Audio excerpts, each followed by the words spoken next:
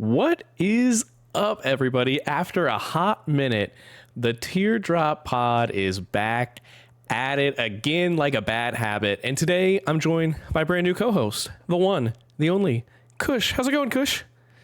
What's up, Chris? I'm good. Longtime Risky Crispy fans might remember me from the old podcast that had one episode. I think we recorded 2 and published 1 episode. Yeah. So the second one is Lost Media. That was the prototype. Yeah. So we thought, what better time to bring Kush back than from, well, we called it Earth 342. It was like a play on, Marvel calls their universes like 616 and stuff like that, or 828 and stuff like that. And that one was like, oh, our Earth is 342 because we would have 3 topics for 2 of us to discuss. Yeah. So there's a lot of DNA from that original idea in the Teardrop Pod, but the Teardrop idea itself, wholly new. So this is the evolution, but we are evolving Kush with us this time. So thank you for joining us this week. Thank you. Anything you want to share with folks about yourself who obviously don't know you? Yeah, I mean, Chris and I have known each other for a couple of years at this point. Big comic fan, big comic movie fan, gaming nerd.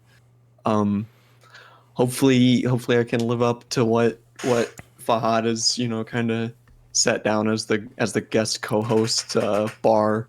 Neither of us, have anything on Andrew though. He's a great co-host. But yeah, I mean, proud of you guys for making the podcast this far. This is the 12th. I think so. I think it is. Wow. So we're in the double digits. It was obviously, we had a little bit of a break between 11 and 12 here. The summer has been quiet in some ways, but busy in others. So just trying to figure out a schedule has been a little crazy. But yeah, no, Kush is great. We're really excited to have you. I say we, the royal we. I'm sure all the listeners are too. And I really appreciate the fact that like you are one of the only people, maybe the only person I can actively talk to about like new comics with. Like you are my you're my friend anyway, but like especially my comic friend. It's like that's a very special role, which I appreciate.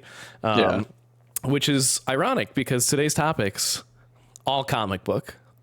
Oops, all comic book, because it's been long enough for from the last episode that we have 2 major summer blockbusters to talk about here, and that is James Gunn's Superman and Matt, I forget his last names. I was gonna say that's pretty bold because I don't know his name. I think it's Shinik or something. It's not. It's Shinak or something. I think Matt Shinak. He also directed Shackman. That's what it is. Director also of WandaVision, but director of Fantastic Four: First Steps, which just came out yesterday. So that is fresh off the presses. We are going to see how things run time wise. I imagine that'll be our 2 main topics because I think we're going to really dive deep into those, and we will wrap the show up with a very big tier list. A very big tier list. It is going to be maybe not as big as the Pokemon starters though. I think it will be. We'll have to crunch the numbers to see if it is technically bigger. I definitely think we're at least going to talk about it more because those were like, I don't know, it's just vibes, right? But like these are all what this top tier list is going to be. Without further ado, is the Marvel and DC video games that we have played. So. It's like 30 something games. It's got to be more than the starter revolution. If we had done like every starter, like separated them 1, 2, 3, 1, 2, 3, then it probably would have been longer. But I think this will be maybe the biggest tier list. So strap in, folks. It's going to be fun, though. We're excited. Because we have so much to talk about, let's just start talking about it. Well, you know what? I'll leave it up to you, our esteemed guest here. Which do you want to talk about first? James Gunn's Superman or Fantastic Four? I figured we would talk about Superman first since it came out first. Yeah, that's fair. Unless you want to talk about the movie that came out before that you said we wanted to talk about. Oh, sure. Yeah, we debated if we were going to bring up Jurassic World Rebirth. All I'll say about that movie... I say we mention it for like 2 minutes. All I'll say about that movie is it is definitely something that was put to film and distributed at theaters around the world. I love Jurassic Park. The original is one of my top 5 favorite movies of all time. I think it's a genuine masterpiece. I think it holds up so well. I think they have not figured out how to make another really good one since then. I like The Lost World more than most people, and I am afraid to rewatch the first Jurassic World because I don't know if I will still think this way, but I remember in the moment I was like, this is actually good. Like, obviously still nowhere near as good as the original, but like entertaining and like some interesting concepts, and like getting to see the park fully realized for the first time. I actually did really like all the other ones. Dominion, I think, is actually one of the worst movies I've ever seen. And I will say Rebirth is better than that, but it is still, I felt absolutely nothing before, during, or after that movie. So, okay, when the trailer came out, I haven't seen any of the Jurassic World since the first one. That's the only one I've seen. I haven't seen the second or third. So naturally, I wasn't going to care about another because they just keep cranking them out. But I was like, it's Gareth Edwards. He directed Rogue One. He directed, I mean, that's his only movie I've seen, but I love Rogue One. And he directed that Godzilla from 20-something that people, I think it was 13 or 14. Mostly. I saw that. I remember seeing that one in theaters, and I was like, yeah, this is good. Yeah. It's not like Godzilla -1, but, you know, no. It's like good. Yeah. And then the other one was, what was it called? The one he did like last year. The green... No. It was The Creator. The Creator. Okay, yeah, I was thinking. Yeah. So I was like, this seems right up his alley. You know, a dinosaur movie. And I like the cast. I like Mahershala Ali. Yep. Scarlett Johansson's cool, I guess. Jonathan Bailey, great and wicked. Yeah. Yeah. Everyone's talking about his sexy little glasses. Can't stop hearing about it. And then the screenwriter, I didn't know till after the fact, but he was the guy who wrote Jurassic Park 1 and 2. Yeah. And it was still bad. I'm like, they're just never gonna get it right.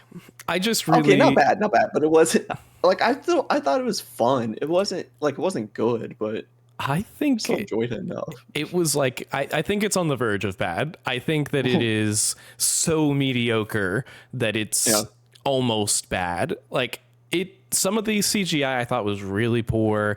I think the characters, like, I don't think I laughed a single time in that movie, and they go for jokes. It's not like it's a comedy, but there are multiple moments where they try to be funny, and I did not laugh at a single one of them. There's like a beat where this guy is out peeing in the forest, and then a dinosaur tries to sneak up on him, and he like holds his pee so that the dinosaur doesn't hear him, and it's like for way too long and clearly for comedic effect, and it doesn't work. And then there's like the scene at the very beginning with Jonathan Bailey and Scarlett Johansson where they do that one like awkward thing where he's like sitting down and like taking his time, and it's like for an extended beat, and clearly it's like supposed to be, oh, this lasts long enough to be funny, but instead the it's Altoid just ones that was the worst. Yeah, I think I think that's right, and he's just crunching an Altoid. Yes, where they try and make it funny too long by like, the funny part is that it's just so ridiculously long. No, that movie. Yeah, the ending sequence I will say is kind of cool, but plot wise. We won't get into spoilers because it's not worth it. It's like plot wise, some of the stuff that happens in the end, it makes absolutely no sense. Just no, for sure. It's not so bad that like it's egregious, but there are too many movies out right now. Like Meredith and I go to the movie theater all the time, and in that sense, I don't regret it because like we always just enjoy doing that. But if you're like a normal moviegoer, please do not waste one of your like 5 times you go to the movie this year on that movie. Go see, especially right now, go see Superman or Fantastic Four, or like, I don't know, the Smurfs is probably better. No, I'm just kidding. I think Smurfs got like a 20%. Yeah, that movie.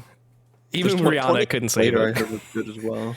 Yeah, Mary and I actually watched 28 Days Later for the first time in prep of 28 years later. And I haven't seen any of them. I didn't love it, but I listened to a podcast after the fact that kind of talked about its relevancy at the time it came out, which was like the beginning of the 2000s, and like how it's kind of an anti-war, like almost like commentary on like 9/11 and like the wars that followed after, because the zombies are more like rage based than like the typical slow I want to eat your brains kind of thing. So I have more appreciation for it after learning more of the context around it. Yeah. It's a really tough movie to watch now because there's no good way to watch it as far as I can tell. Like we had to watch it on, I think, Pluto TV or something like that, or Tubi or like one of those. And it was in like 480.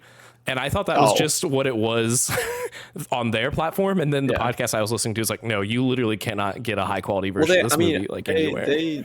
They made it on like a $2 budget, so maybe it was just shot in 480. I don't know. Yeah, so it is a unique movie, and I do want to see 28 years later because I've heard good things. And I generally like Alex Garland, who's the writer of it. I really like Ex Machina. I didn't really care for. I haven't seen Warfare, his most recent one, but the one before that, last Civil War. I was definitely interested in that movie. Oh, he did that. Okay. Yeah, but I didn't. Love that one. So, but I remember. Interesting, at least enough to look into. So yeah, long story short, please go see another movie other than Jurassic World. But like when it comes out to streaming, if you're like a Jurassic Park fan, it's, and you have nothing better to do, it is something you could pass the time with, I guess. That's the best endorsement I could give to it. I'm sad to say, personally. I mean, do you feel otherwise? I don't think I feel as negatively towards it as you do. I still think it was a fun watch. I went with my sister and her boyfriend, and he's like a massive dinosaur head. He didn't really like it either, but I mean, like, I still thought it'd be fun to like see it with him. They actually got to see it. The AMC by their house has this thing called AMC Unseen. Have you heard of this? No, I haven't. So I guess it's like limited times or whatever. They pay $6 for a ticket and they see a random movie that's not out yet. So we don't have any AMCs by us. We have Regal, and they have Movie Mondays. There's like Mystery Movie Mondays or something. So I guess it's the same thing. But is it ones that aren't out? Because I think that's crazy. Sometimes, I don't know if it's usually like, I think a week or two out tops. And they would never do it for it was a couple weeks. Like something that people care about. Yeah. Because I was like, what if you show up and you saw like Superman or Fantastic Four? Like, they wouldn't let you. You're right, because especially with movies like that, since they're nerd movies, there's like stuff to be spoiled, but there's nothing to be spoiled in Jurassic World Rebirth. Yeah. Like, not really. But anyway, I mean, we can talk about the movies we actually care about now. Yeah. So let's talk about Superman then. I guess we'll set the stage here. We know how each other feels about this movie because it's been out long enough. We talked about it some. We don't know how the other person feels about Fantastic Four First Steps. We will be talking about that together for the first time on this. We'll have our first steps together. Exactly. It'll be beautiful. Dibs on being Vanessa Kirby. You can be the baby. I really like Superman. I think it's great. I will obviously let you speak for yourself, but you love this movie, right? I do. After thinking about it, I saw it again on Tuesday because my girlfriend and my mom hadn't seen it. And even before that, I think for me, like, top 10 comic book movies. I don't know. I mean, like, I know you love Teen Titans, right? Yes. And growing up, I love Teen Titans. I love Justice League Unlimited. Like, DC used to like dominate as far as adapted media back in, and as far as like cartoons, you know, because Marvel before the MCU, Spider-Man was big, X-Men was like pretty big, Fantastic Four movies. I like the old ones. People didn't really like them, but like they didn't have a connected animated universe in the way that DC did. And I've always thought that if DC could just adapt that the same way they did animation into live action, they'd be set. Because they don't have any issues with their rights between characters like how Marvel did. Like, they've always just had all their characters. But Warner Brothers is just stupid. Like, you see the Snyderverse. I won't say there's really bad cinematic universes out there, but that's one of the worst. That might be the most egregious. It's probably the most consistently bad, I think. Yeah. Yeah. The most long running and consistently bad, I will say. Yeah. And James Gunn, I think, as his career has progressed, has to me become a better and better director over time. Yeah, that's one thing I want to touch on it into Guardians 3 at some point with you, because one of the first conversations we ever had about comics, you were like, yeah, I hate James Gunn. He ruined Guardians of the Galaxy, because you were such a big fan of the comics and you felt like they were totally different. And now I feel like you've done a total like 180 on him. How did that work? I have done a 180 on him. And well, because for me, I'd read some Guardians comics before the movie came out. And there weren't a lot. Like, there were the old ones with the team in the future, but like the team he was adapting had only been around for like 6 years before he made the movie. And he said recently in an interview, when he made the movie, he knew about the old team. He didn't know about that newer one at the time. But it's different to, like, in the MCU, to like set everything up with like there's no pre-existing cosmic characters, whereas like when that team comes to be in the comics, it's like decades of history and like reinventing characters and like revisiting them and stuff like that. So it's just different context. And I thought he'd made it too comical, because the comics of the Guardians are more like they're silly in some aspects, because obviously you have like a raccoon and a tree and like all these inherently silly concepts, but it felt closer to Star Wars for me, as far as just being a massive space opera. And what had ruined it for me wasn't necessarily his movies, but the tonal shift of the comics to adapt to that style, because that's what Marvel Comics kind of does a lot, is like try to make their books fit the movies instead of the other way around. Like when the Guardians like had ended in the comics after this book called Thanos Imperative, where they have to take Thanos to like this alternate universe, and then like half the Guardians die. And then when Brian Michael Bendis brings them back, they're just all alive, and he doesn't explain it for years, and they don't say anything about it. I'm like, this was like a massive finale to like a multi-year long saga of books. So then that's what rubbed me the wrong way, because I was like, they just don't care. Were they canonically the same iterations of those characters too? Yes, because then there's a book called Original Sin, where then they try and backtrack and explain how they came back, and Gamora's like, Star-Lord, what happened to you after this? And it's like, you didn't ask him as soon as, like, instead of him being dead and you like had his memorial, he's just back. Like, you're asking him like years later. So that had rubbed me the wrong way, because I kind of made the distinction between like, because I just felt overall the MCU would like try and impose too much on the direction of the books.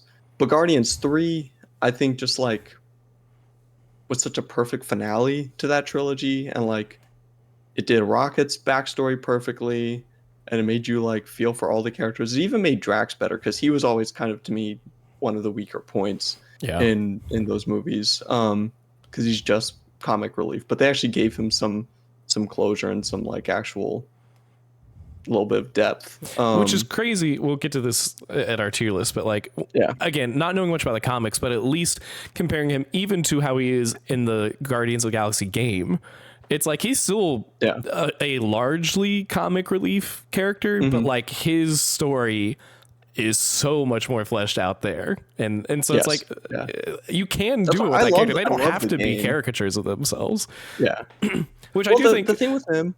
Yeah, go ahead. I was just gonna say, like, the thing I will agree with you on is like, obviously the MCU had a lot of humor that it was trying to inject into it from the get-go. Like, you look at Iron Man, like RDJ's Iron Man was like a quippy kind of, play, like trying to be charming and funny and stuff like that. And then you get, the Avengers, which I think still has a lot of the humor that it tries to go for, like we have a an army, we have a Hulk, you know, kind of thing. Yeah. It's like it's always been a part of it, but it did feel like a shift when Guardians came out and was as big of a hit as it was. Like that specific type of humor, I feel like was I was also a little kind of I don't want to say like vindictive towards Guardians about it, because it did.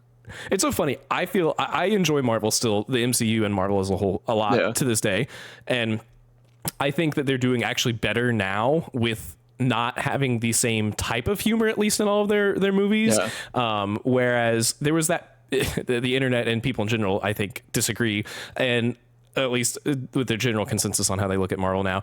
But that during that period from like Guardians 1 to like up until Infinity War, where I feel like they dial it back a little bit at least, it's like that whole era, I'm like 90% of these movies feel like they are just riffs on the Guardians formula, at least from a humor approach. I mean, the Thor sequels, like Ragnarok and Love and Thunder, are the biggest offenders.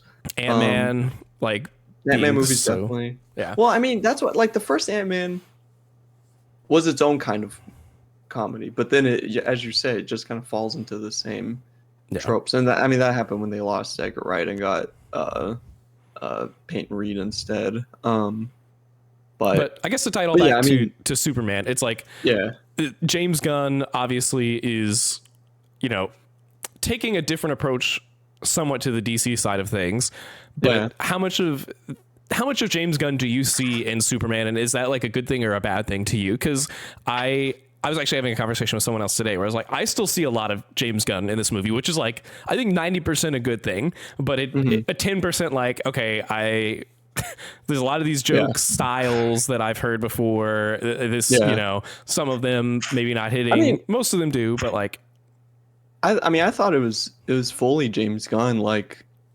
stylistically.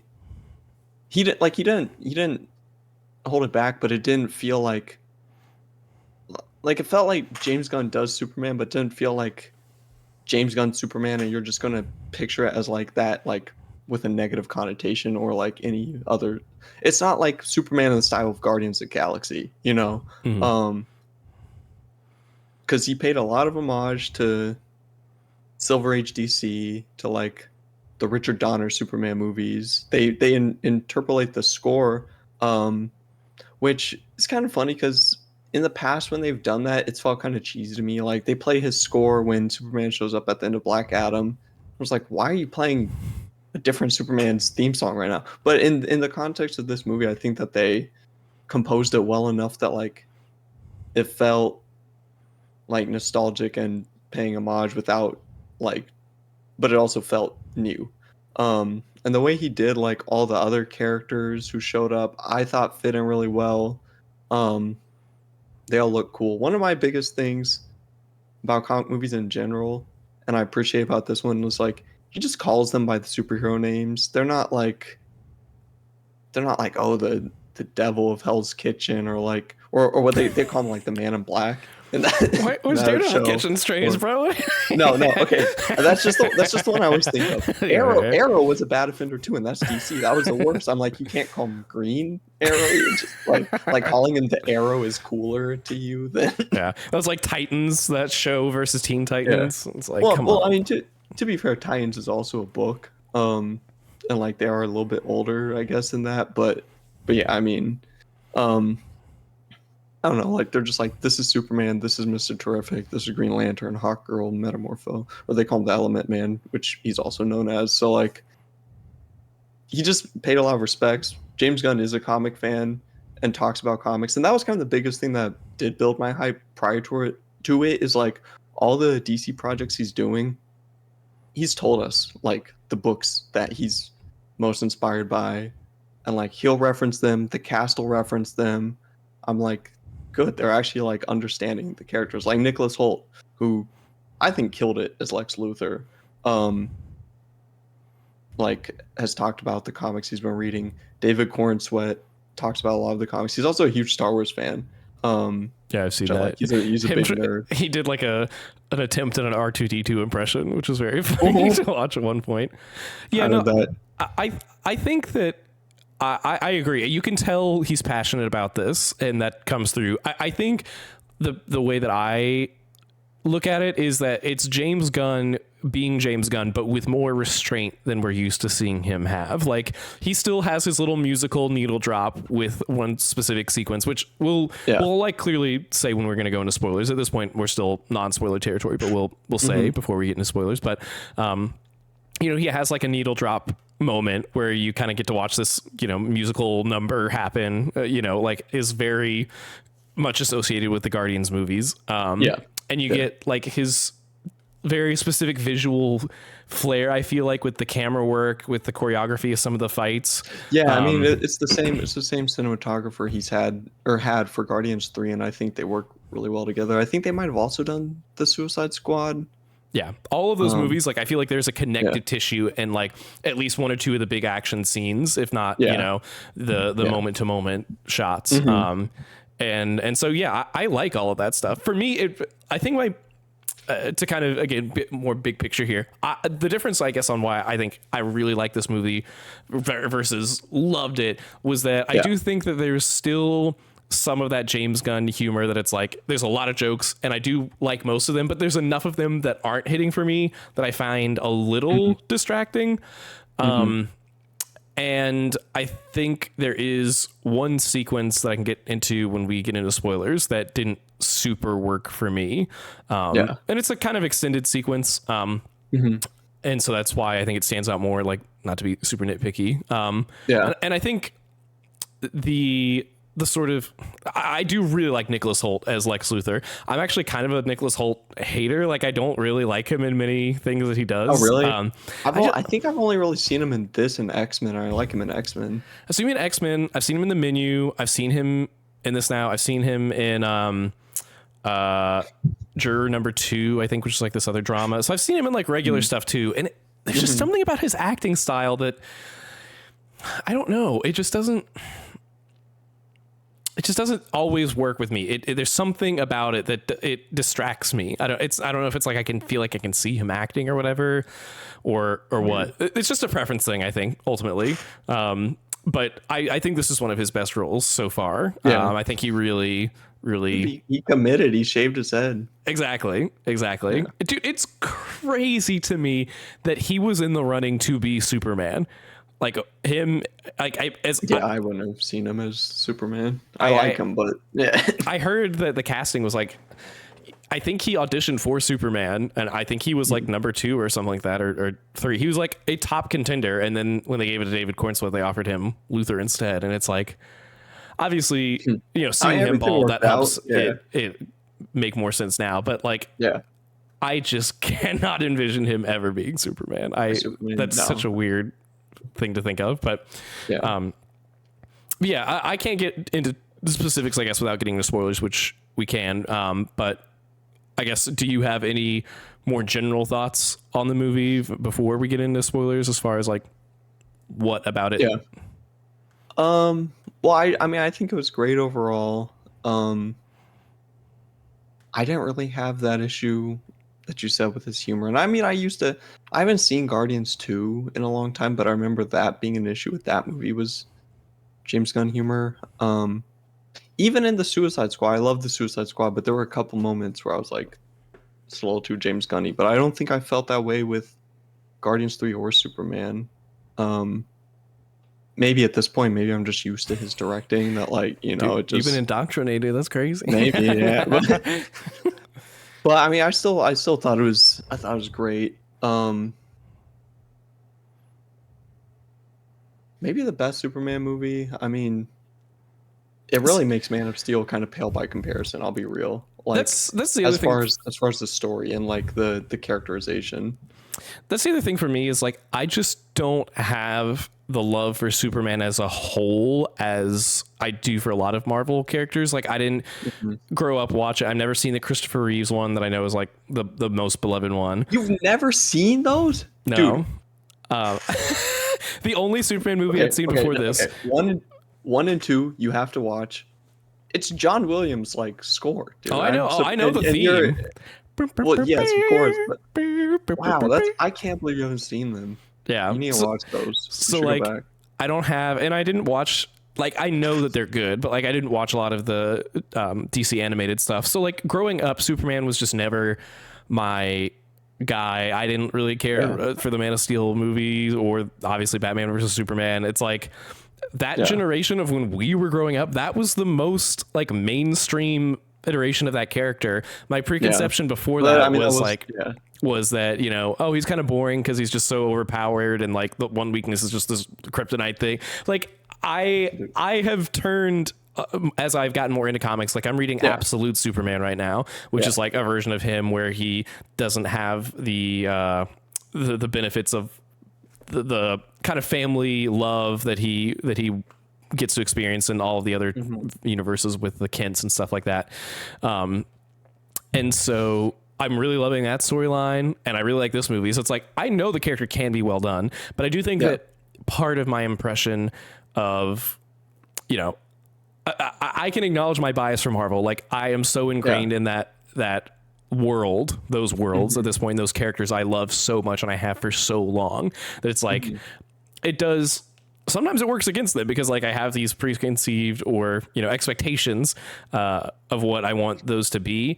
Whereas for this, you know, that wasn't really the case. In fact, I went in, I was like, this is probably gonna be the best Superman thing I've ever seen because like everything looked really good for it. Obviously it reviewed well and it was, but I do think that it didn't, we'll talk about this when we get into Fantastic Four, but like, I really enjoyed it. And I think it's a very hopeful movie. And there's certain aspects of, it that I was like, it didn't make me emotional, but it like I cared about, right?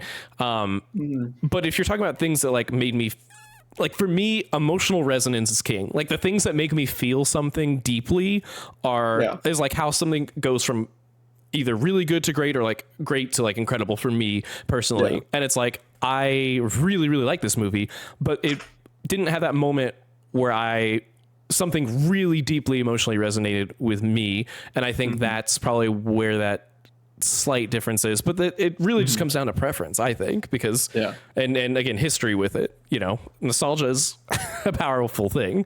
But obviously you have much more affinity for the character. So that makes a lot of sense, but do you want to dive into spoilers? Yeah, let's do it. All right. So we are going into spoilers. Let me write that down. Okay. So the sequence I was talking about that I didn't really like was the pocket dimension section.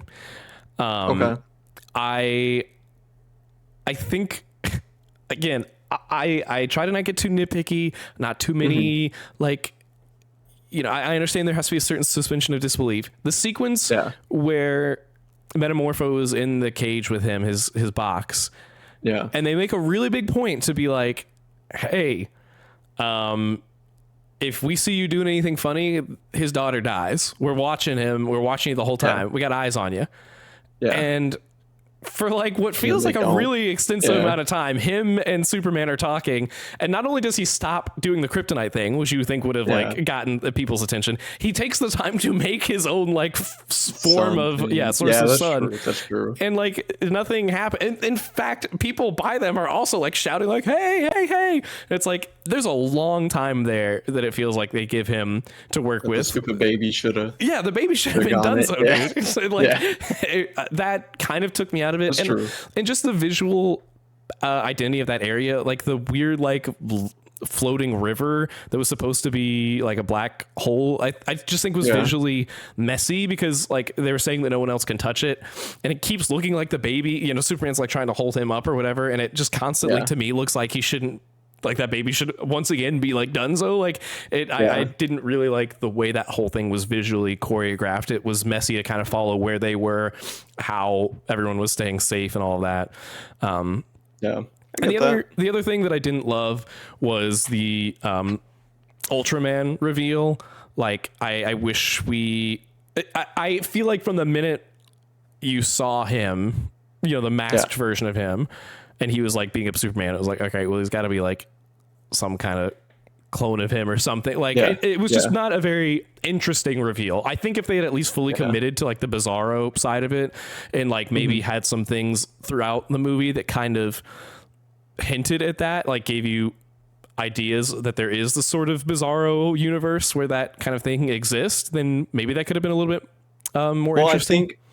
I think that the portal he's been thrown to is he's going to end up in a Bizarro world or something, because like when I rewatched it, they said the CGI river that you did not like, they called like the anti-proton river. Yeah. So that to me is like, I guess, antimatter. So maybe it'll like flip his DNA or whatever. Because the whole thing with Bizarro is he's just backwards Superman. He's got freeze vision, like lava breath, just like and that's like everything is backwards. That's all cool. I would have really liked to see all that, but for him to just kind of be a masked punching bag / puncher, I didn't feel like that payoff was super well cool. I think like, it's kind of like the long running argument of like, okay, at the end of these superhero movies, what's going to happen? They're going to fight someone with their same power set and a big CGI vest. It's like, well, for me, so I mean, the first time I watched it, I was like, so Ultraman as a character in the comics is from another alternate universe of DC where they have the crime syndicate instead of the Justice League, and they're just evil Justice League members, and Ultraman is the evil Superman. So I didn't know if Ultraman was like, if that was the evil Superman that like Lex Luthor had captured, and if it was like, if they're like, oh, this one's actually like Henry Cavill or like something like that. So the first time I was kind of wondering, I figured it would be an evil Superman type dude, but I didn't know if it'd be a clone or what. And there was some purple on his back, so like it did kind of make you think it's Bizarro. And then like obviously he opens the fortress, so you know, if you pay attention, you know it's like got to be a Kryptonian. And then the goggles on his mask also kind of look like Doomsday in his containment suit. So I didn't know. I was like, the first time I was like, it could be Bizarro, it could be Ultraman, it could be Doomsday, it could be Superboy, because Superboy is also a clone. But I do think if they were to do Superboy, they wouldn't go with like another version of David Cornsweet. I think they would like cast someone younger, because that would just make more sense logistically. Yeah, and I agree. I do think that it will probably lead into Bizarro, and I understand that Lex was the main antagonist, but like to have, they were kind of, it feels to me supposed to be the two sides of the coin. Like you needed Lex to outsmart Superman, and then you needed Ultraman to outfight Superman, and so like when half of that equation is like a little lackluster versus the other, I don't know. It's not like egregiously bad. It was just like I wasn't super in love with that aspect. You just didn't of think it was a big twist or anything like that. Yeah. And I will say the one other, I don't want to sound too negative because I do really like this movie. The one I was thinking back to when I commented about the James Gunn humor. I think specifically because it's been like 2 or 3 weeks since I've seen it at this point, so some of it I'm like remembering as we talk about the specific aspect of it. Really, the only part that I felt that way was the Jimmy Olsen stuff. Jimmy Olsen did not work for me in this movie. No, the whole thing with him and I forget her character's actual name, but Muty Toes, you know? Yeah.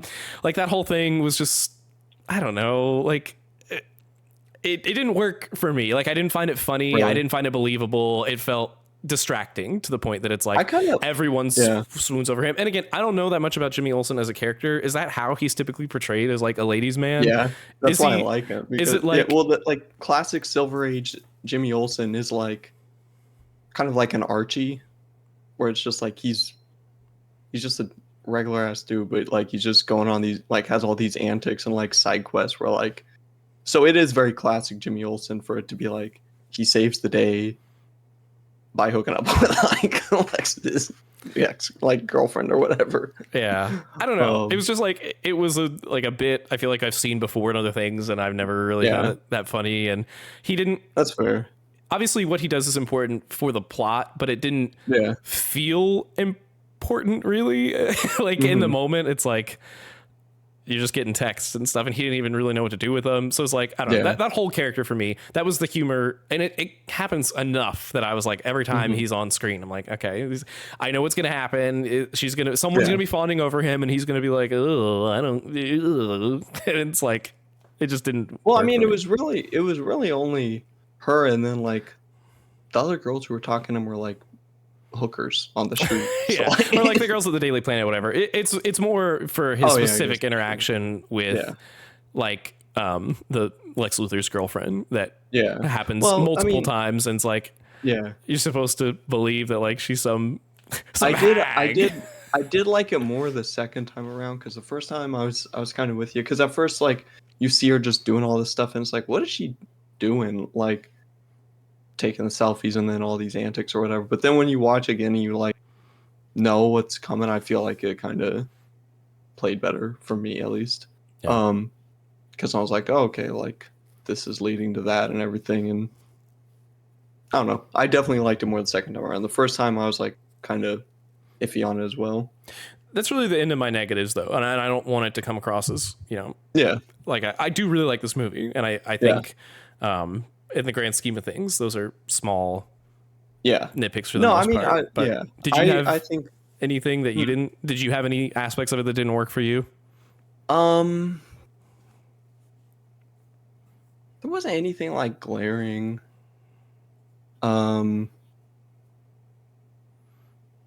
I mean, there were some moments that I wish could have lasted a little longer, like when he was talking to his dad, or like when he had his like at the end when he is debating Lex and he's like telling him what makes him human and all that. I thought he had a great speech. Then Lex starts talking and then Crypto just like flies in. Literally does the Avengers thing, the Hulk and Loki thing. Yeah, it was just that, and I mean that definitely cut it kind of short. I don't think he had a ton of moments where like I was like, oh, the humor is like undermining serious moments like as much as some other movies, but yeah,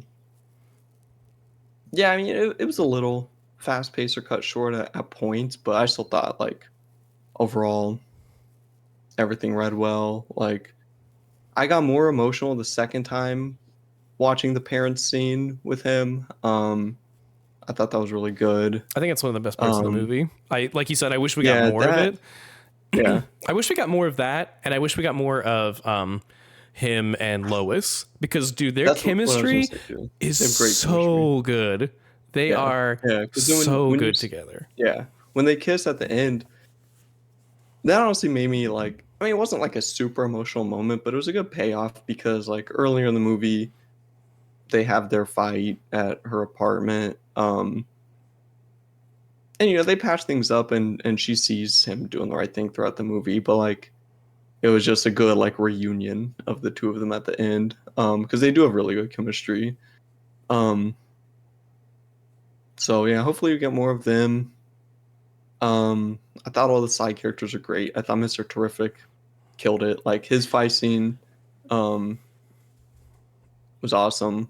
Dude, I know nothing about that character. At least most of these other characters I've at least heard of. I had never heard of Mr. Terrific before this movie. Never heard of him? Dude, no. Come on. I know. You're represented. You're represented as you should, because him and Guy Gardner both absolutely stole this movie, dude. They are so good. I guess then if there was one thing, is like in the Justice Gang, I want more Hawk Girl, because like she was still good, but like they definitely were like kind of show stealers when they were on. Dude, and Isabella Marcet is like, I think, a fantastic actress. Like, I don't like. I mean, we'll get more of her, but I have a lot of problems with The Last of Us season 2, but she's the one of, if not the best part of it. I mean, that. I still haven't finished that. I'm trying to think what else she's in. She's been in multiple. She's been in a lot. Yeah, she is Dora, which I've heard that movie is surprisingly good. I don't know how it hasn't been brought up on this podcast before. Yeah, but you're welcome. I do agree that it's like, out of the three of them, like she's still great, but she gets the least to do, and she is definitely the least interesting of the three, the least fleshed out. So she does get her cool flying moment where she's doling out her own type of justice. But well, then it's funny because people online were like, she killed him, blah, blah. It's like, dude, she carries around a mace. Like, what? You think she's just gonna...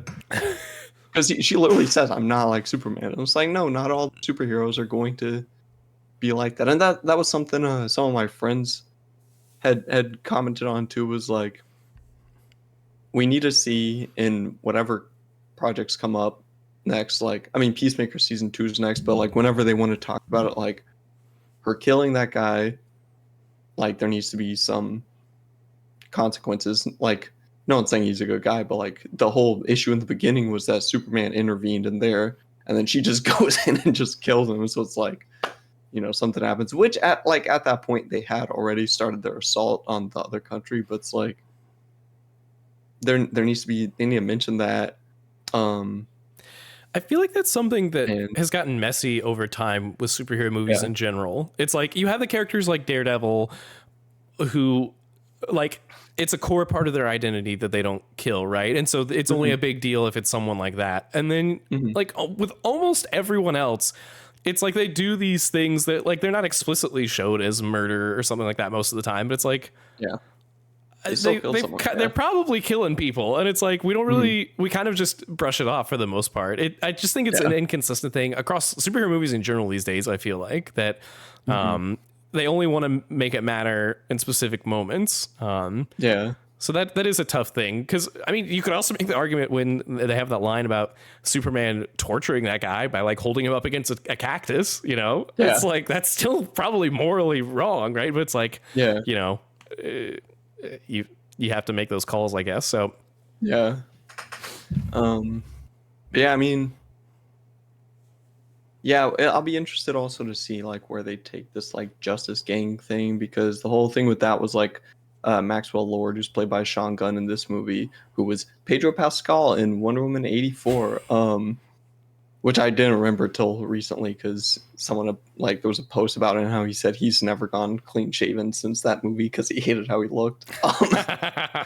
But Maxwell Lord is like and this is kind of playing like a corporate like entity that's like funding the Justice Gang. So they got the three of them, and then I guess Metamorpho's joining up, and they'll probably become something closer like Justice League International.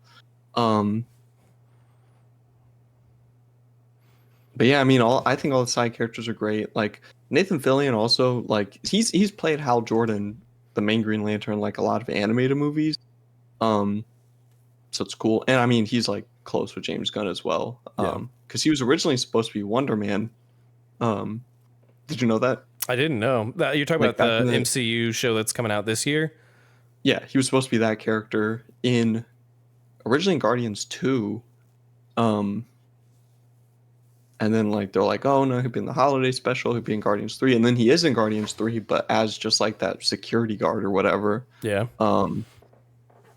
Because I guess at that point they were like, well, we're on the way out with this stuff. Yeah, no, he's great. It's so funny. I never watched Firefly, which I feel like is his biggest thing, but I haven't seen that either. I used to watch the show he was in on ABC called Castle, which was like a weekly drama, like comedy thing that my family watched, and I remember really liking him in that. And yeah, I've seen him in some voice acting roles and stuff like that. So I think mean, he was like perfect as Guy Gardner. Yeah, I was gonna say I think this is like probably his best role I've ever seen him in. Like he just embodies that character well. Committing to it.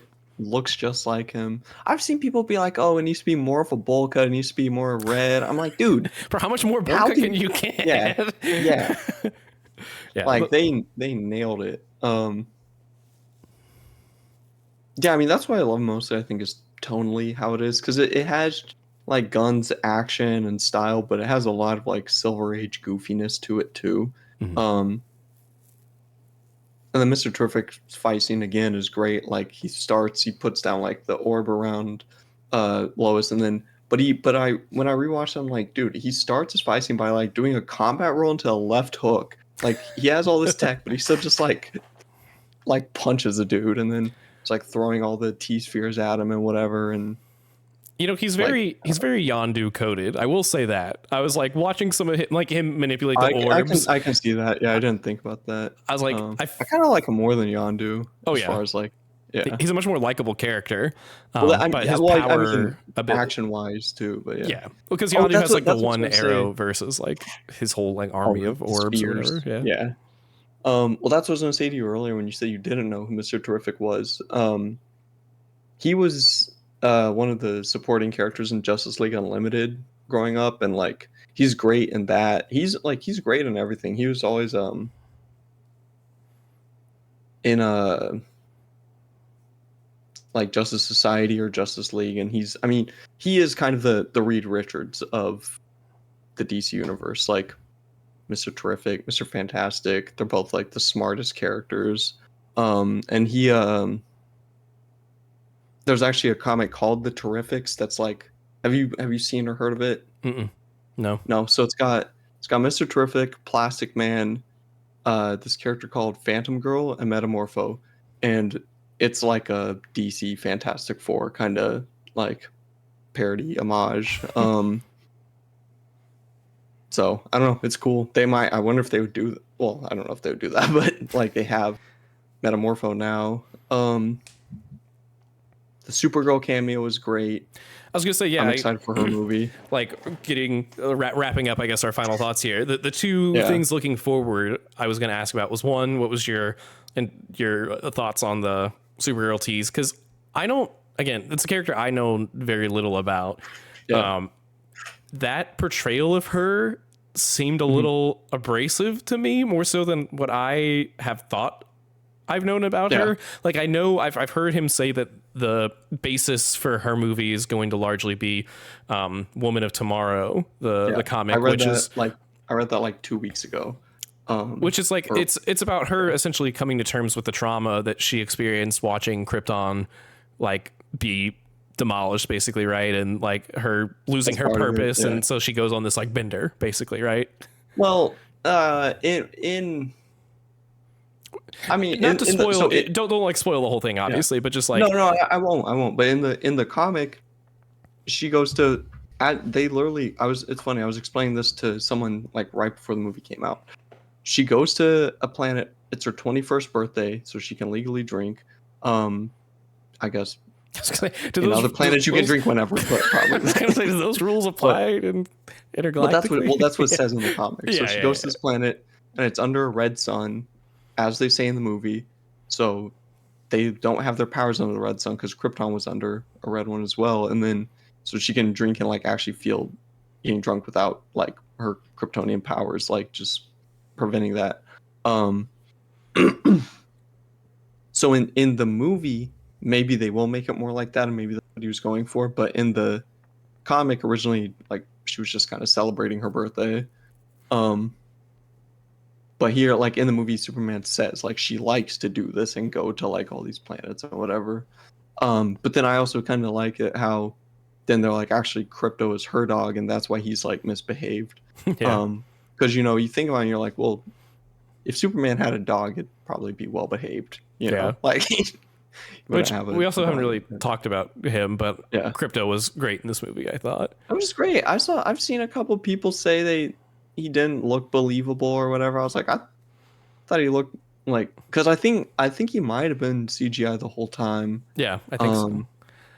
And he looked like a real dog. Like he reminded me of on like the farm and all this. Yeah, he reminded me of the animals in Guardians 3. It's like really well done.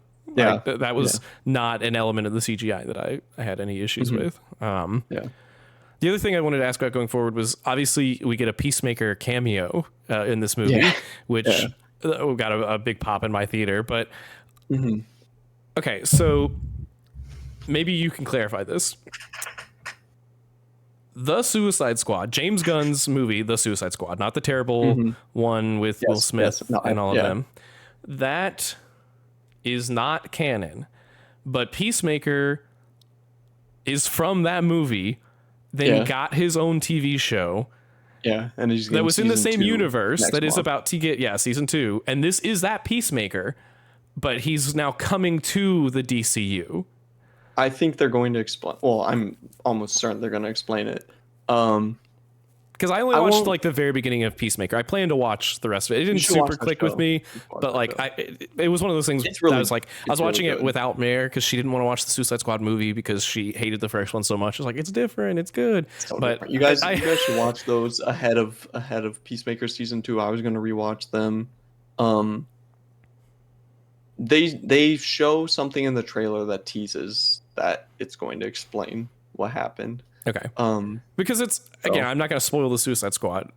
Yeah. But they're But it is in the old DCU in Yeah. that movie. Yeah. And it's extra confusing because there's a person in Creature Commandos, the animated show that came out before this, that is canon to the new DCU, that Yeah. is like the father of a character from the Yeah. Suicide Squad. So it's just, it feels very messy to me. I don't understand why they're not just making a clean cut. Like, other than the fact that James Gunn is doing his James Gunn thing where he likes someone, so he's like kind of doing whatever to get them in his stuff. It's like, I mean, well, that is it. Like, because he'd started that show um, before they rebooted, and he said in like interviews that's his favorite thing he's ever made is Peacemaker, and like you want a show to continue. So yeah. I don't know. I mean, we'll see. I'm excited for it. I think like season 1 was phenomenal. Even I mean, already though, like the Suicide Squad and Peacemaker were already kind of far enough removed from the DCU, other than like saying that they were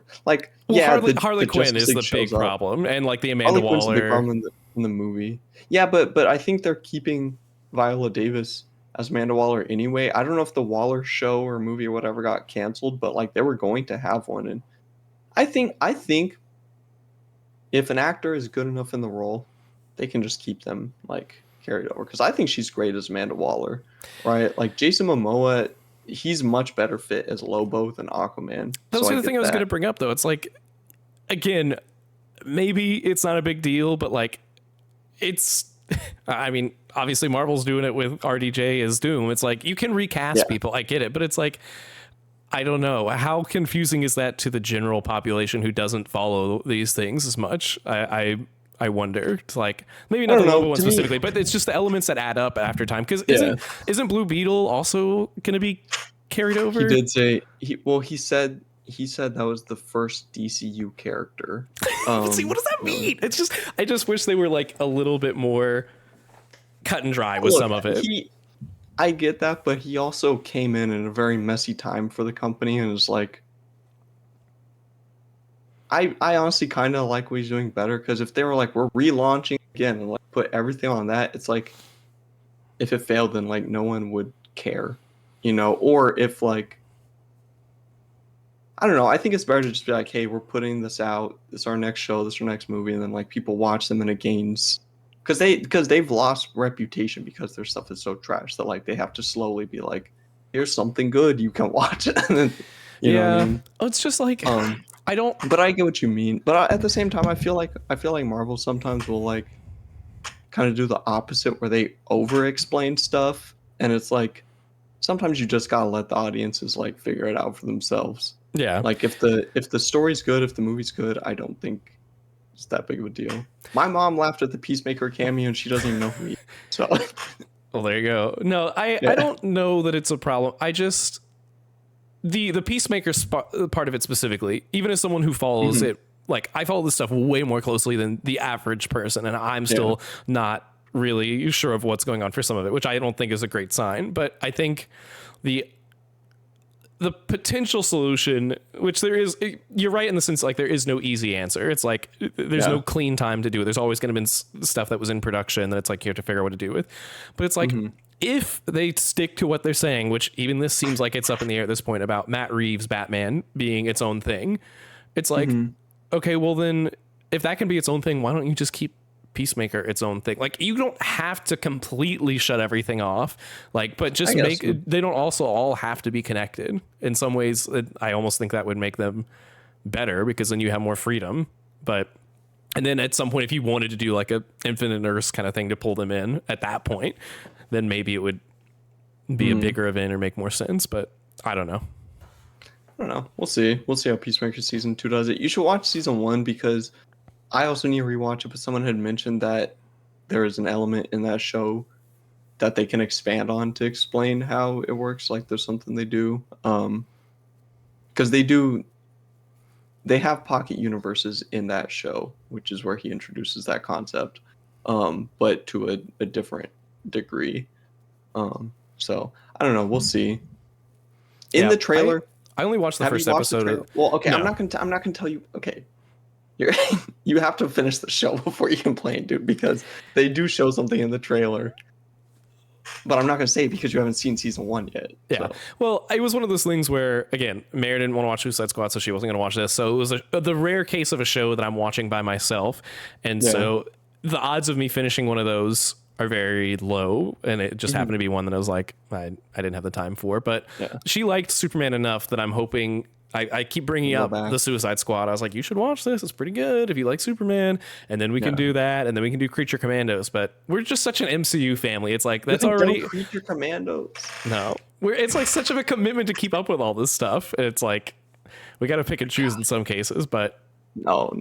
You probably watched Ironheart, didn't you? I did watch Ironheart. And dude... pretty good. I can't believe we didn't talk about that on this. That's how long it's been since we've done an episode of this podcast. Did you watch Ironheart?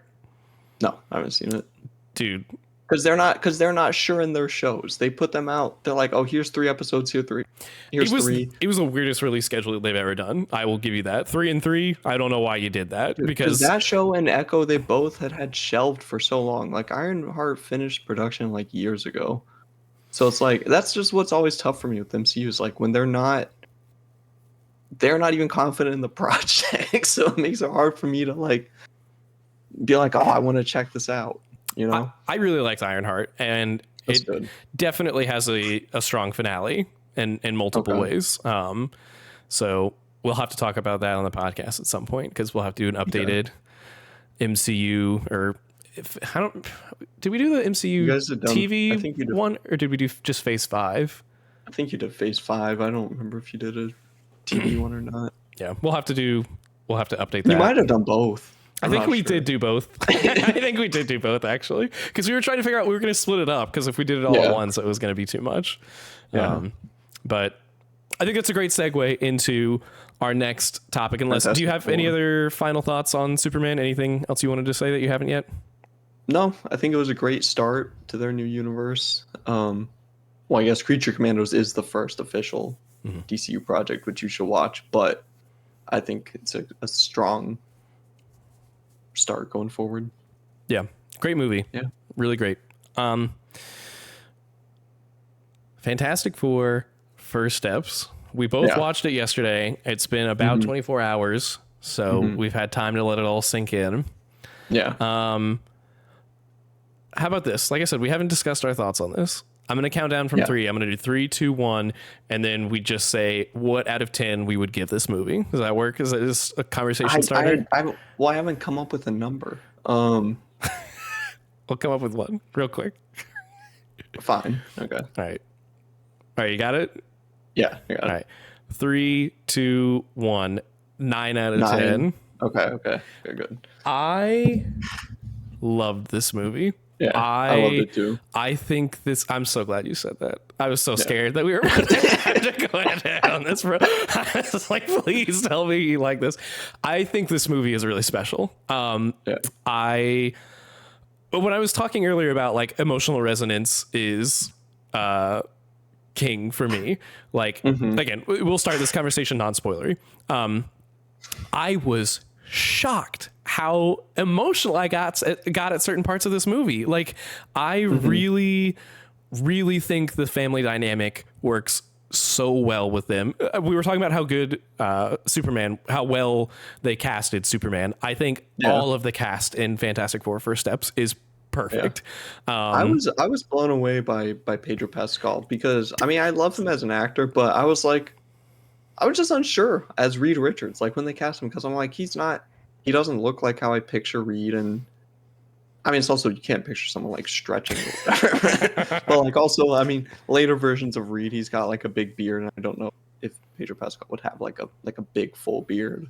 But I mean, that's not like a big deal, but I just was not sure how he's going to do, but I thought he was like perfect. Dude, his like mannerisms and the way he talk, like again, obviously he's in so many things right now. Some people are sick of him or whatever. It's like, I think he shows his range so impressively in this, because he plays it so differently than anyone else I've seen him play. Yeah.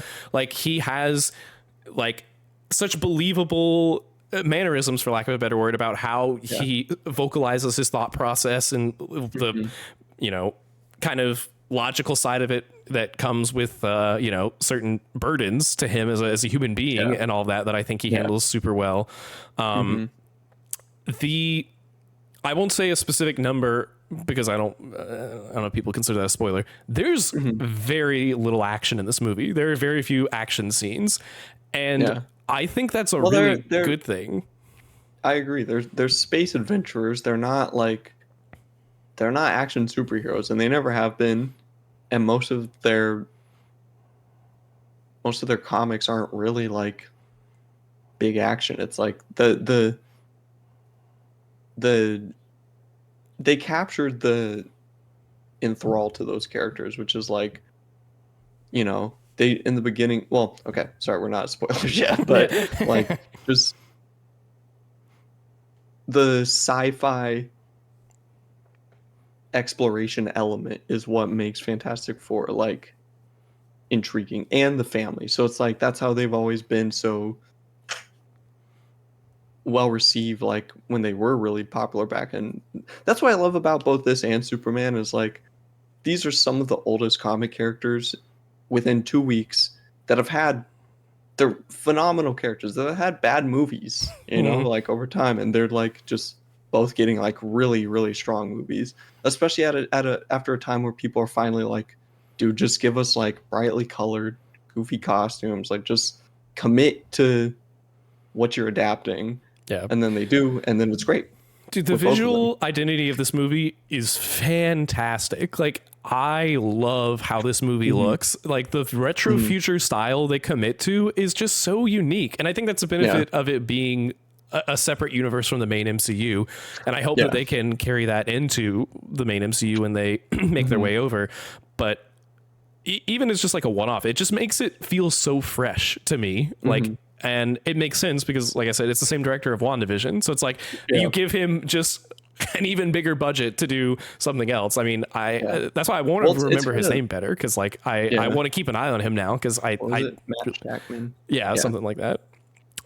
So it's kind of funny because in a sense, WandaVision, I always kind of saw as a Fantastic Four prototype, you know, because like they start the family dynamic. They bought Fox, but they hadn't like made any like plans for a Fantastic Four movie. I think it was like shortly after that show came out, they said they were going to do one, but there was like nothing else. And that show, I still love that show. I think the finale's weak. Yes. I think like as soon as they lose the sitcom, like committing to that style, as soon as they lose that, like it just kind of falls apart. I don't know if I would go so far as say falls apart, but it falls apart, but it doesn't stick the landing. Yes, it absolutely loses what made it so good initially. Yeah. The first like 4 or 5 episodes of that show, peak, absolutely fantastic, and then the last are like okay. And then I mean to me I loved all of the sitcom ones. How many were? I think it's the last 2 that they dropped the sitcom thing. It's the last 2 or 3. Because the one even the Malcolm in the Middle one, I was like surprised by it. I was like, I love this. Like it's because then it catches up to like early 2000s nostalgia, but then what they really lost me was the bait and switch with Quicksilver. And sorry, we're getting distracted from Fantastic Four, but it's all. I am passionate about that show too, because it, as you said, like stylistically it's so distinct, and I thought it was so cool because in the old, like in all the first few episodes, they filmed those with a live studio audience. Like the actual show, which is really unique. No, but there are even more connections too, because I don't think this is a spoiler to say. I mean, this is a movie about motherhood and parenthood specifically, which is obviously a huge part of what WandaVision is, and what Multiverse of Madness was about in a much worse way, a much more poorly executed way. I'll say, like, I like the movie for what it is, but it's actually kind of insane to look at how they handle parenthood and mothership in that movie to this. It's I'm not really big on that movie. I think it's cool that it's like, you want to talk about a James Gunn movie being a James Gunn movie. That's a Sam Raimi Sam Raimi movie, and like he put. But at the same time, I don't think they let. Well, I mean, my problems are more with the script than like with him as Sam Raimi. Like it's got problems for sure. I thought it was different. Karlowitz shouldn't have been the villain from the beginning, like no question. Well, because they hadn't watched WandaVision. I was going to say, if they were going to do that, they at least should have made it a much better transition from WandaVision to it, because like it feels like it doesn't really convey what her character was supposed to have grown to by the end of that show. Like, yes, she's grieving, but also she was kind of recognizing her wrongs in a way. And instead you just have, she's that character is probably the most botched part of that movie. But this, to tie it all back together with Fantastic Four, it's like, I think that it is so cool to have a movie, like a modern MCU movie, that isn't afraid to be about those kind of things, to have such a fresh, unique visual identity, to have a movie about family and about motherhood and about, like, unity and hope. It's so crazy to me that, again, talking about the comparisons between Superman and Fantastic Four, both of these movies in a lot of ways are about really similar themes. Hope. It's like, it's just really cool. The score for this movie, dude, Fantastic Four. It's like, dude, Michael Giacchino cooked, man. And it's like, again, with so many of these movies, I feel like I'm a big music guy, and I'll listen to soundtracks, whether it's about movies or video games, especially movies. When I was growing up, I would be obsessed with, like, the Pirates of the Caribbean soundtracks, dude. I could name you every track on there, dude. I loved it. It's like, I feel like a lot of those scores blend together, with the exceptions of like one or two pieces. And it's like, I can't mentally with the MCU ones. Yeah, even just scores in general these days for movies, for the most part, but including the MCU. But, like, I think even if I can't necessarily pick out in my head right now much beyond the, like, Fantastic Four thing, like, I couldn't hum it back to you, in the moment it still stood out to me much more than I think a lot of modern scores do. I just think it was really well done, and it all just feeds into what to me feels like a very cohesive, like, they knew what they wanted to do with this movie as far as giving it an identity, achieving certain themes, and building these characters in a certain way. And I just think it executes all of it really well. And again, for me, what takes it a step above is just how much I cared about them and about what was happening by the end, and the emotional kind of moments that we do get. And there's just some, we can talk about them in the spoiler section, but there's some very specific visuals and things that I think are just really cool. But the movie, it also not perfect. It does have a couple of little things I could nitpick, but I've been kind of hogging the conversation. What about it did you could start with what you really liked or really didn't like? Non-spoilery, I guess, for now. Honestly, I mean, the only critique I really had, like, after finishing it, I felt like there's too much product placement. Like, I know it was supposed to be a period piece, and it was like the 60s and Silver Age and everything, but I was like, and I know you're in Times Square or whatever, but I'm like, dude, we see, like, there's a lot of product placement. But that was kind of it. Like, I thought it was great. I thought the family dynamics were great. I thought I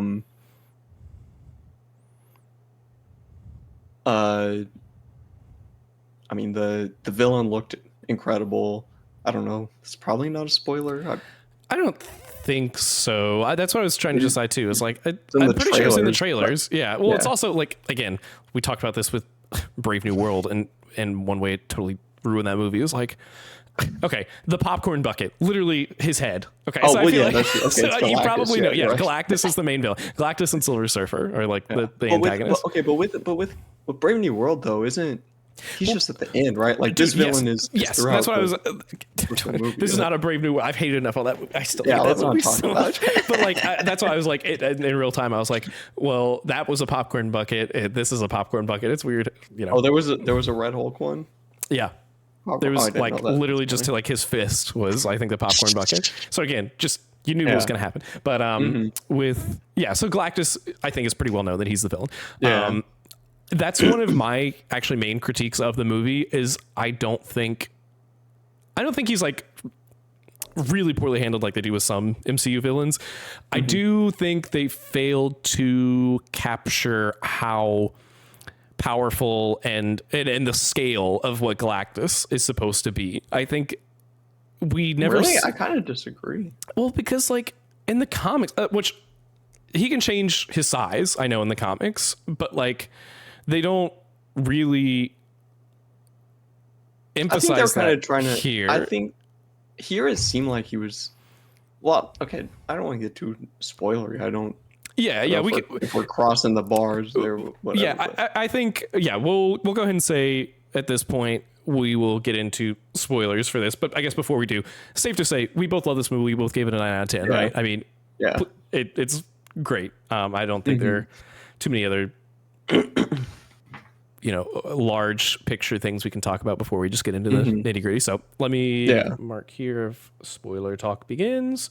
So like that section where they go and find him in space after they, take the teleporter or whatever. This part wasn't clear to me when they say there's like, oh, I'm getting the Silver Surfer's reading inside the planet. Was that supposed to be an instance of him eating that planet there, like from the inside out, and that's why it kind of explodes, or was he just kind of like hiding? Well, they sort of. I guess you're right in that they didn't fully explain this part, but he has his world chip, and then he flies it into planets, like drills into it, and then eats it, and like while in his ship, that's how he like ingests it. That's why he's hooked up to all the stuff. The only reason he comes down to Earth is because they like use Franklin as like bait, and then he's like, I guess they trick him into getting off his ship so that he can like grab him himself. I feel like so often he is portrayed in the comics or in other media as like his head is like the size of the planet sometimes, it's like I think the Celestials even in some ways from Eternals, it's like they seem bigger to me than Galactus is in this in some instances. I think they wanted to go for him being a somewhat consistent scale so that there wasn't really a question of that, which I think is easier for the movie and easier for the VFX artists. I thought it was fine. I didn't think he had to be like massive. I just don't feel like he looked great. They kind of did like the cardinal sin of like show don't tell or tell don't show instead of show don't tell with him. Like, oh, they tell you all the planets he's eaten and destroyed, but like we get that one brief glimpse of that one planet kind of blowing up, but they're so busy just trying to find him anyway. I don't even feel like that was totally clear that was him. And him really getting I had one friend, I didn't shout out to Ryan, my boy.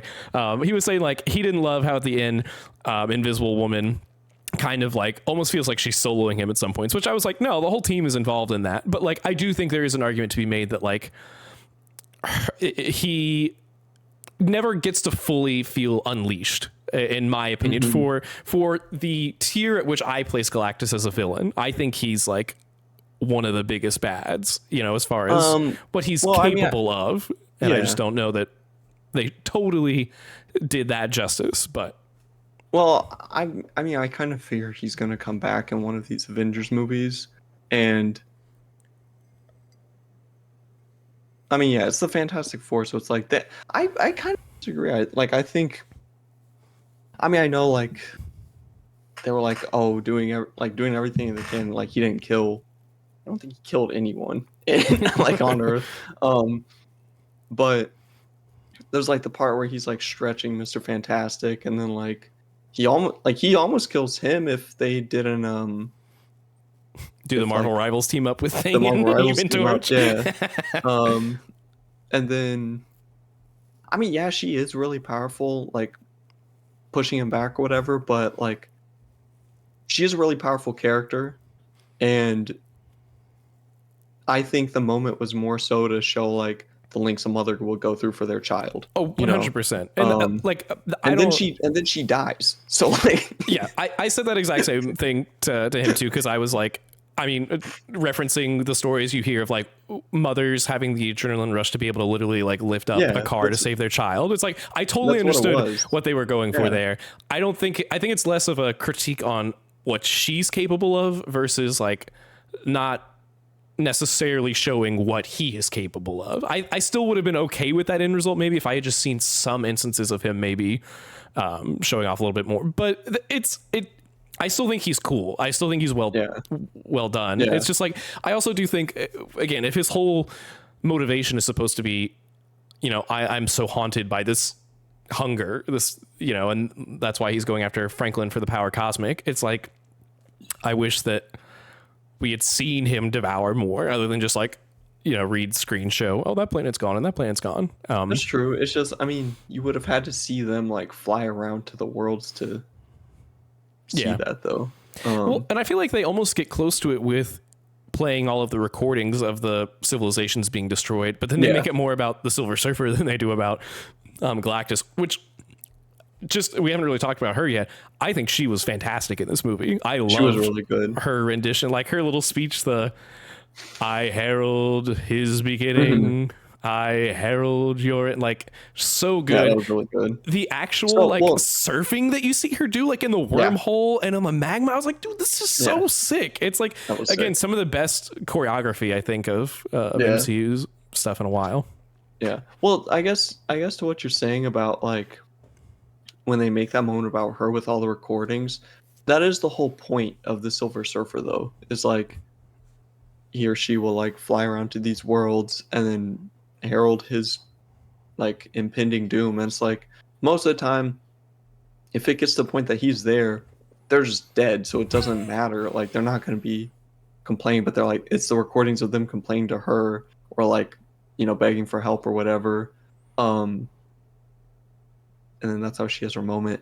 To me, I don't really know why they switched it to Shala Bal instead of Norrin Radd, because I think Shala Bal, if I'm not mistaken, in the comics, is his like fiance who dies when he becomes the Silver Surfer. I could be wrong. I wonder if it was just a casting choice because they saw. It was. I always forget that actress's name, but I know people really like her, and they were like, "Well, she is just known as like the female Silver Surfer." Yeah, I'm just curious if like they will do Norrin Radd like in any later iterations, like if they come to the main universe or anything like that. Julia Garner. That's who it is. Yeah. People I know really like her, and she did do great, but she was really good. I think my only other critique is Ben needed more screen time.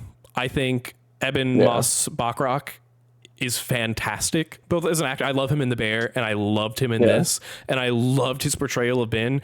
I just, it's like Johnny gets his relationship with the Silver Surfer and gets to show that he's got his own set of skills and like intelligence. Obviously, Sue gets her mother moment, and Reed kind of gets to be the leader. And then it kind of just feels like Ben is just like, and I know he's supposed to be the heart of the group, and I think there are those moments where he's like comforting Reed about being a father and things like that, but it's not quite enough. Like I wish he got a little bit more, especially because they tease the part of him that seems to be struggling with his new identity when you see him like looking at the TV and his reflection back on him and him struggling to make that connection with the woman at the school and the synagogue and all that. But then they don't really go anywhere with it, and even I think in some ways muddy his character, because I know him being Jewish is a huge part of his character in the comics. And so when I saw him go into that synagogue at the end, when they're all kind of like preparing for what could be the end, I was like, oh, like this is going to be a moment of him, coming to terms, with what's happening and himself, maybe through religion. And then they bring her back into it and kind of make it about her. And she's like, oh, are you here for like religious? Are you here for religious guidance or whatever? He's like, no, I'm just here for you. And I'm like, but you went out of your way to show this is a synagogue, and like the comic fans know he is Jewish. So like that is a part of it. Like why did, then it makes it almost seem like they're trying to downplay that. So it's like at that point, I think his character's actually muddied through that interaction. So I didn't like that, but everything else about him, I loved. I mean, I just wanted more. He was, I agree. I mean, I told Fahad, I don't know like who this like Rachel character was. Maybe she's in other stuff. Wait, what? Oh, sorry. I'm looking at my other monitor because I have the Fantastic Four cast, and it says Alicia Masters was in it, and that's who his love interest is in the comics. Yeah. Was this the girl? I think that's the one that he talks to at the school. She's got red hair. Oh, well, I thought she called herself Rachel, but Alicia Masters in this is not the Fantastic Four First Steps cast. Well, the rest is, but that's the character. That's the actress from the old one. Okay. Whatever. yeah, I don't know why they did that, but she's a blind character in Fantastic Four, and like in the comics and even the old movies and everything, and that's his partner, and the whole thing is like, especially early on when people aren't used to him, like and back in the 60s when Marvel was new and there weren't like a lot of other characters, like people were scared of him as this big rock monster. Mm. But she loved him for who he is, and like she could still like she would feel that he's like made of rock, but like it was just like more of a they're a good couple, and I thought that's what they're going to go with. But then they're like, oh, here's Rachel, and you're right, they didn't really do anything with it. They just like went to see her or whatever. Well, I did hear that this movie had a lot of cuts. Like there was supposed to be, I don't know, he's like ghosts. It's who they showed in the cartoon of them beating up the guy. I think in the post credits. Yeah, he was supposed to be in this, and then they cut like all of his stuff. Yeah. So the only thing they showed of him in live action was when he punches that ape. Like that is one of his, because the Red Ghost has these like telekinetically controlled or telepathically controlled apes, and they just show him like punch one of them.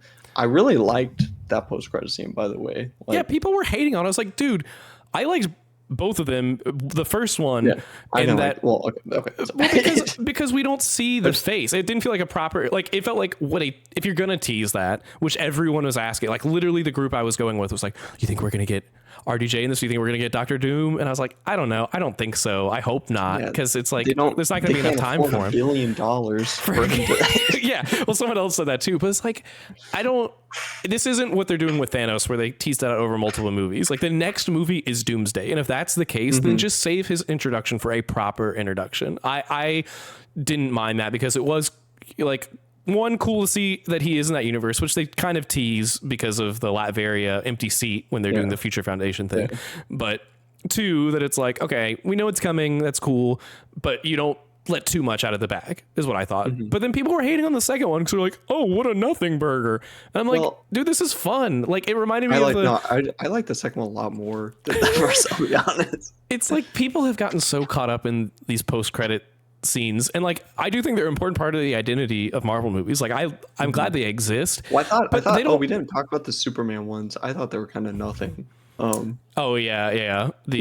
one where he like sees the crack in the wall, and then that was the second one. Then the first one, he's just on the moon with Crypto, which is cute. It was a good shot. That's the cover of one of the comics, isn't it? I think one of the posters. Yeah, or maybe that's what it was. Yeah. They were also whatevers, which I think James Gunn has said he doesn't want to do post credits the same way Marvel does, where it's like if it was a Marvel movie, the Supergirl part would have probably been a post credits thing, but he wants it in the main thing because he wants it to be more final. And obviously Marvel has struggled with putting post credits scenes that don't turn into anything, and that's annoying. So like, I don't know, this one reminded me of the Captain America video at the end of Spider-Man where he's like, so you caught yourself and whatever, like those are some of just the more memorable ones, because they're just fun. They don't need to be groundbreaking. Well, I thought it was great because it was in the style of like an old Fantastic Four cartoon, but it also, and which also kind of makes me think of like one like the first Spider-Verse end credit where like Miguel goes to the 60s cartoon. The meme. But they're just but then they're showing them fighting all these Fantastic Four villains. And I'm like, oh, this is like it's Diablo. It's all the ones they mentioned in the show. Yeah. And I think they show a Sentinel at one point, which I think was the real teaser there. That's what I thought. I was like, am I crazy? I was like, that looks a lot like a Sentinel, but I was like, but then maybe... I was like, well, if they want to do a Fox 60s Silver Age universe, I'm like, you would have thought we would have seen the X-Men in like when Galactus shows up. Dude, that would be so cool though. I mean, I was honestly, my imagination was running much more with that than like when you see the guy from Ted Lasso as Hercules at the end of Thor. Like, because I was like, well, what if they decide to make this? Forgot about that. Yeah. What if they decide to make this like an actual like a Disney Plus show, like you do an animated Fantastic Four show, like in the style of what they are doing with X-Men 97, except like even more actual classic. Like that'd be cool. Even if it doesn't turn into that, not everything has to be fleshed out that way, but it just gets my mind running way more than So so in the beginning of the movie when they're doing talking about them over the years, and they are naming all these villains, and they show the cover of Fantastic 401,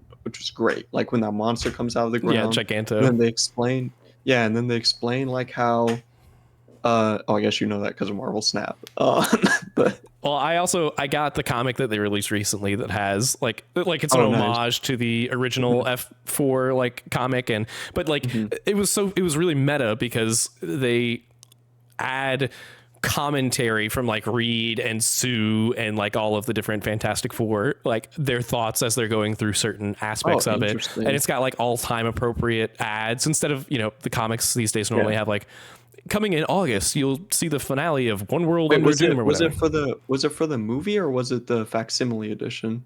It wasn't a facsimile, but it was like, I've never actually read issue number 1, so I don't know if it's the exact same story, but it had like the inside of it, the cover of Giganto and them fighting it. And they also had like the Subterraria guy and all of that stuff in there. And they're talking about the future. Yeah. And so I'll have to find it. I don't know.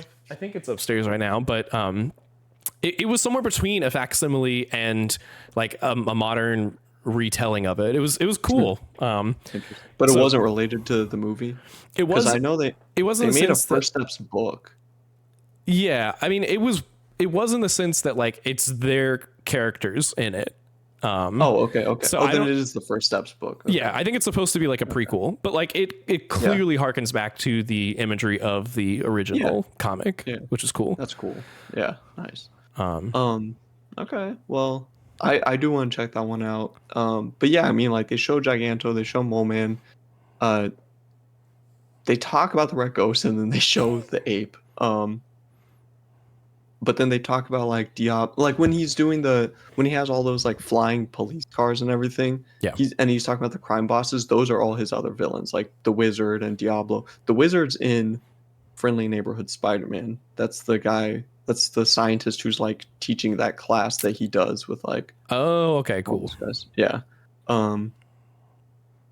But yeah, and then they all just show up in the animated short, and I was like, this is great. Yeah. Actually, now that I think about it, I wonder if the Sentinel was the Wizard because they have similar costumes. I don't know. I'm gonna keep hoping out that it's a Sentinel because that's more fun. But yeah, it is more fun. But yeah, I mean, no, I thought that was great. I thought the Doom one, I had heard before that one of the end credit scenes was directed by the Russo brothers. I was like, okay, now we know. And the other thing, I thought that you watched Thunderbolts, right? You mean the new Avengers? Right. I thought that the end credits of that was going to ruin the ending of this movie. Didn't, which I was happy with. Yeah, I was shocked that at no point did we go back to the MCU universe. I was really expecting because I was really glad we didn't, because I was like, I thought the movie was going to end and like the post-credit scene was going to tie into their post-credit scene. See, I would have been fine with that, but I wondered even when they were going through all the teleportation stuff when Sue is like giving birth and they're like, we just got to get out of here. It doesn't matter where we go. I was like, are they going to do this at like the halfway point, or like, is it going to be like some sort of tease or something? And then they'll just pop right back, but it'll at least establish that they've been there. I think it's probably a better movie for it not doing that, but I would have been interested to see how they chose to tackle it. But I'm very glad the movie was entirely self-contained. I again to talk about the Doctor Doom scene, like, I don't know, I was like, he's just holding his mask to like show you that it's Doom. You could argue that it's like, well, he didn't want to freak Franklin out. He'd probably be more creeped out if this dude with the mask was as close to her as if he's holding it to the side versus Doom with a like burnt and like. He should probably be freaked out regardless. Yeah, because there's this man with a cape in his living room now. But I did read, I admit my social media feeds have been just bombarded with Marvel stuff, so who knows what of it is even true. But I know Feige was doing a ton of rounds for interviews and stuff right before this came out. So take this with a grain of salt. It may be real or not. I thought I read somewhere that in the MCU that Doom is not going to have a disfigured face. That's not going to be like part of his identity, which I don't know. I don't know if that's They true or probably not. would have had to pay. They probably would have had to pay RJ double. He said, "Yeah, if you're gonna, I'm still put all this so prosthetic on me." not looking forward to it being him. See, what's interesting see. to me is Yeah. now we know that there at least is. I guess we can't even say we know, because I guess they could do some shenanigans and say that this is him from a different universe, but it is implied to me that, especially with the fact they did have an empty Latveria chair at the Future Foundation, that there is Doom. a Doom in their universe. Now, is that going to be the Doom that like follows them over into the main MCU? And if it is he gonna look the same? It could be RDJ is just that Doom, and then that would at least make more sense, I guess, why he looks like Iron Man, because he's in a different universe. It would, but I don't know. To me, it feels like the Doom in their universe, whether it's the RDJ one or not, is going to be the one who, I feel like he's going to like destroy their universe or something. And that's going to cause the Fantastic Four to go into main MCU and like warn them of, this is what's coming. You need to, we need to stop this. And whether that is like a Doom in the MCU that's been kind of under the radar that we don't know about, or if it's their Doom is going to follow them because they like run away with Franklin or something, and he also wants Franklin's powers. I don't know. I'm more optimistic because I feel like they put themselves in a position where they could do a lot of things now that could work. They could do a lot of things that don't work too, but I do think they have been on an upward trajectory, and I am cautiously optimistic. I think it could still go very wrong, and I think if you look at the Russo brothers post Endgame, there's plenty of reason to be concerned. But I don't know. I'm riding on a high a little bit right now. So in the I haven't read the like original Secret Wars, but the 2015 one, the premise with that was like throughout the past couple decades, like in the 2000s, all the different Marvel events and crossovers were like they would go to different. It was honestly kind of meta in a way. Like every time they would have crossovers or events where they would go to another universe, doing that was like ripping the fabric of their reality and like was causing damage in each universe and between universes, because these characters are not supposed to exist outside of their own reality. That's so cool.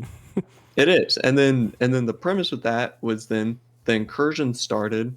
Spider-Verse actually was kind of a big one leading up to it. There were a lot of ones. It's like War Kings, and there was like, you have like the Squadron Supreme coming to the old Ultimate Universe and just all the stuff like this.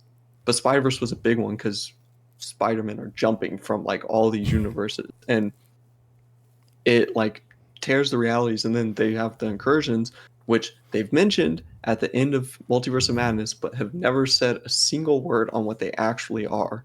They did, which is universes. Well, they did in the Marvels. Oh, I haven't watched that. Okay, well they do in the Marvels. Okay, then I guess they did. So I guess I don't know if they're doing it exactly the same, but it's universes colliding into each other, and like that's why in Rivals the Maker's emote is them crashing two Earths together, because they literally collide and explode, and then the universe is just dead, and that's how the old Ultimate Universe died, and that was the whole premise of Secret Wars. And in that, Doctor Doom had gone to like the Beyonder and like the highest powers in the Marvel universe and took their power, and then became like, they call him like God Emperor Doom, because he takes over the universe and he makes Battle World, which is all these like patched up versions of different Marvel universes in one. And then Reed and the Spider-Man and all the different heroes have to like, first half of them are like under his control and like in that reality, and like think that is their history as living there, and then the rest are trying to like throw his reign over and like fix everything. Is this in the Hickman Secret Wars?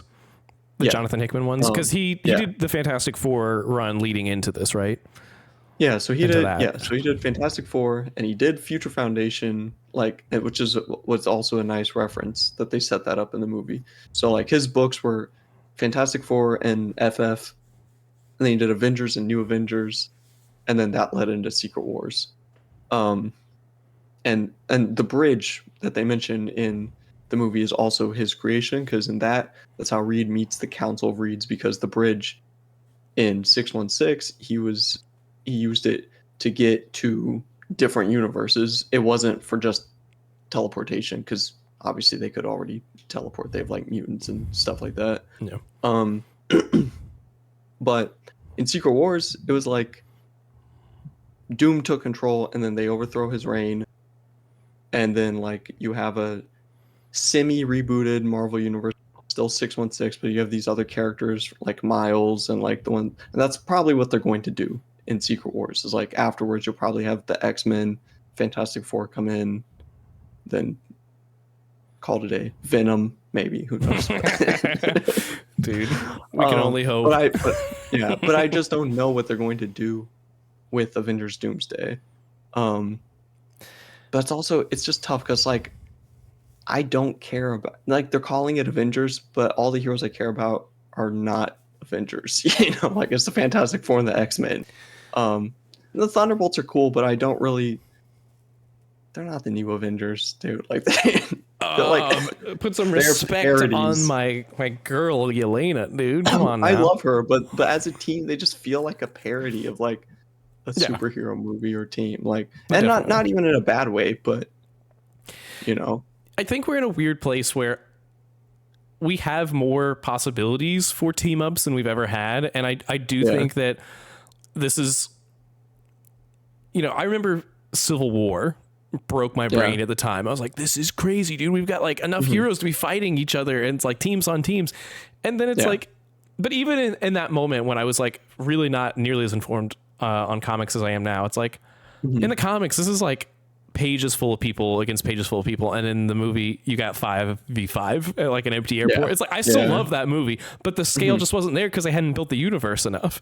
And it's like, obviously Endgame is a huge step up, but they really pad out a lot of those numbers too, with like grunts and like people, a bunch of the Wakandan army, but not specific people. I do feel like we're having an opposite problem now, where we're at a point where the MCU has introduced so many characters that like we're getting closer to like, this could be on a scale that's really cool, especially because they now can pull in the Fantastic Four, and they're clearly teasing pulling them in, and the X-Men in, and maybe even the Spider-Man and stuff. But like, we haven't done the work to connect all of them already. And so it's like, I think it's just a different type of issue that they have now. But the problem before was like, okay, we've laid the groundwork to get them all to team up and like already know each other and interact. But like, how do we put that on a scale where it works? And now I think it's an opposite problem, where it's like, you have more than enough people to play with and enough characters that I care about and will be excited to come back. But how are you going to make it make sense without it just being like just splashing it all on a page? No, I agree, but I also just think it's funny it's called Avengers movies, because I'm like, it's the Marvel universe at this point. Like, they really have everyone, so I'm like, why are we still calling them Avengers? Like, just I almost, I've never thought about that. I think, I'm sure the branding is a big part of it, but I do almost think that if they just gave it a new subtitle, then maybe the expectations wouldn't be as high as they are, because like all we've known from the cinematic standpoint are the team ups. The big team ups are the Avengers movies, with the exception of Civil War. And it's like, okay, so there's a certain expectation of what those movies are, but this feels like it will be different enough that you could have just called it like Marvel's Secret Wars. And it's like, it probably is just, it sucks to say, but it probably does just come down to a branding thing, where it's like they think that more people will come if we call it an Avengers movie, even if it's not really the Avengers anymore, because they're not the same people. And the ones that, it's way more people, and then the ones that you associate with the Marvel MCU Avengers at least aren't really going to be the core focus anyway, I don't think. So it's a little messy, but I don't know. I mean, we'll see. That's the next movie, right? It is. Yeah. Which, okay, you might remember this. I could just look it up, I guess. I thought I read somewhere that they said Spider-Man Brand New Day was going to be taking place during Doomsday / Secret Wars. So to me that It's in implies between the two of them. Is it? But then Okay. they said, they keep going back and forth also, because originally it's supposed to be a multiversal movie. Then they're like, no, it's going to be grounded, and I think that's what they're kind of at right now. Yeah. I mean, it has We'll to be see. if Punisher is going to be in it. Like, that's not who you Yeah, bring in I for a wanna- multiversal, problem. Well, it's kind of funny if Punisher's in it because they've said so. Feige said in the last interview that they aren't allowed to use Miles Morales, but in Ultimate Spider-Man, like when Peter dies, he gets shot by the Punisher. And so I don't know if they would do that in this movie. I hope they don't kill That him would off be because like now wild. I finally like him, but like after No Way Home, I mean not that I didn't like him, but I was like he's actually like Yeah, he's like become really Spider-Man now. Yeah, he is like we're past the origin trilogy. Yeah. They also said I think they said that Reed is gonna lead the Avengers in Doomsday. Like call Fantastic Four Doomsday at that point if you're Fantastic Four and Friends. I would be fine with that too, honestly. Yeah. Like, yeah, I think I read that too. I need to do some more digging on those Feige interviews he did recently because It's coming out next December. Okay, so that is between the two. So he presumably won't be in Doomsday then, right? I mean, No, sorry. Doomsday is next December. Is what I mean. oh, okay. So that means that. Oh no. Okay. Okay. Maybe they reslated stuff. So Spider-Man's July of next year. So maybe I guess it's first. They originally Doomsday was supposed to come out first. Yeah, that's what I thought. See, they're changing stuff around so much. It's so hard to know, but because Doomsday also got delayed, right? Because wasn't it supposed to be next summer? I think originally. I think. Well, it must have been if Spider-Man was going to be after it. Yeah. I don't know. I'm just gonna let them take their time. Make movies, take their time, do whatever they want. Because that's the other thing. I thought they were rushing stuff, so I'm like, at this point, I'd rather they delay stuff if it's gonna be better. You know? Do you remember we had this conversation last year because I'm pretty sure it was literally at Comic-Con last year, which was happening right now, so it's been exactly a year when they were like, all right, we're starting filming on Fantastic Four, and we were like, that movie's coming out in 12 months and you're just now starting filming. They started filming it last year, really? I'm almost positive. It was a super quick turnaround because I remember we talked and that was one thing you were, I mean, I was too, but you especially were like really worried that the movie was going to be bad because there wasn't enough time. That's fair, maybe. Well, the thing is you can make good movies quickly if you know what you're doing, but Marvel half the time, like once they get to post, they're just like and even in pre-production, there's such a like back and forth on like all this different stuff. I think a lot of that with was the release dates. I think a lot of that was a result of the MCU shows. Yeah. And I think that they were trying to do too much. And I think that they're getting a better balance on things now. It seems to me that things are a little bit more well done. Let's see what's coming up. So Wonder Man, as we'd said, that was the next one, right? That's December, right? Yeah. There's also the Wakanda animated show, and like I don't know if that's next month or in September. Is it August 1st?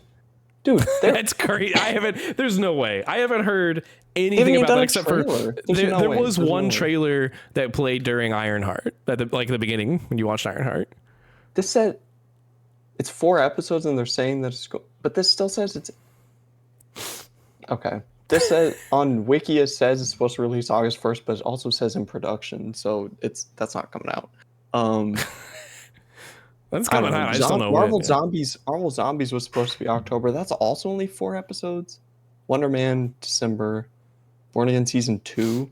I guess they have slowed down if like Daredevil season 2 is what we're at instead of like 10 other different shows. Yeah. God, I hope. That's a different topic. Vision Quest is supposed to be next year. And then Friendly Neighborhood Spider-Man season 2.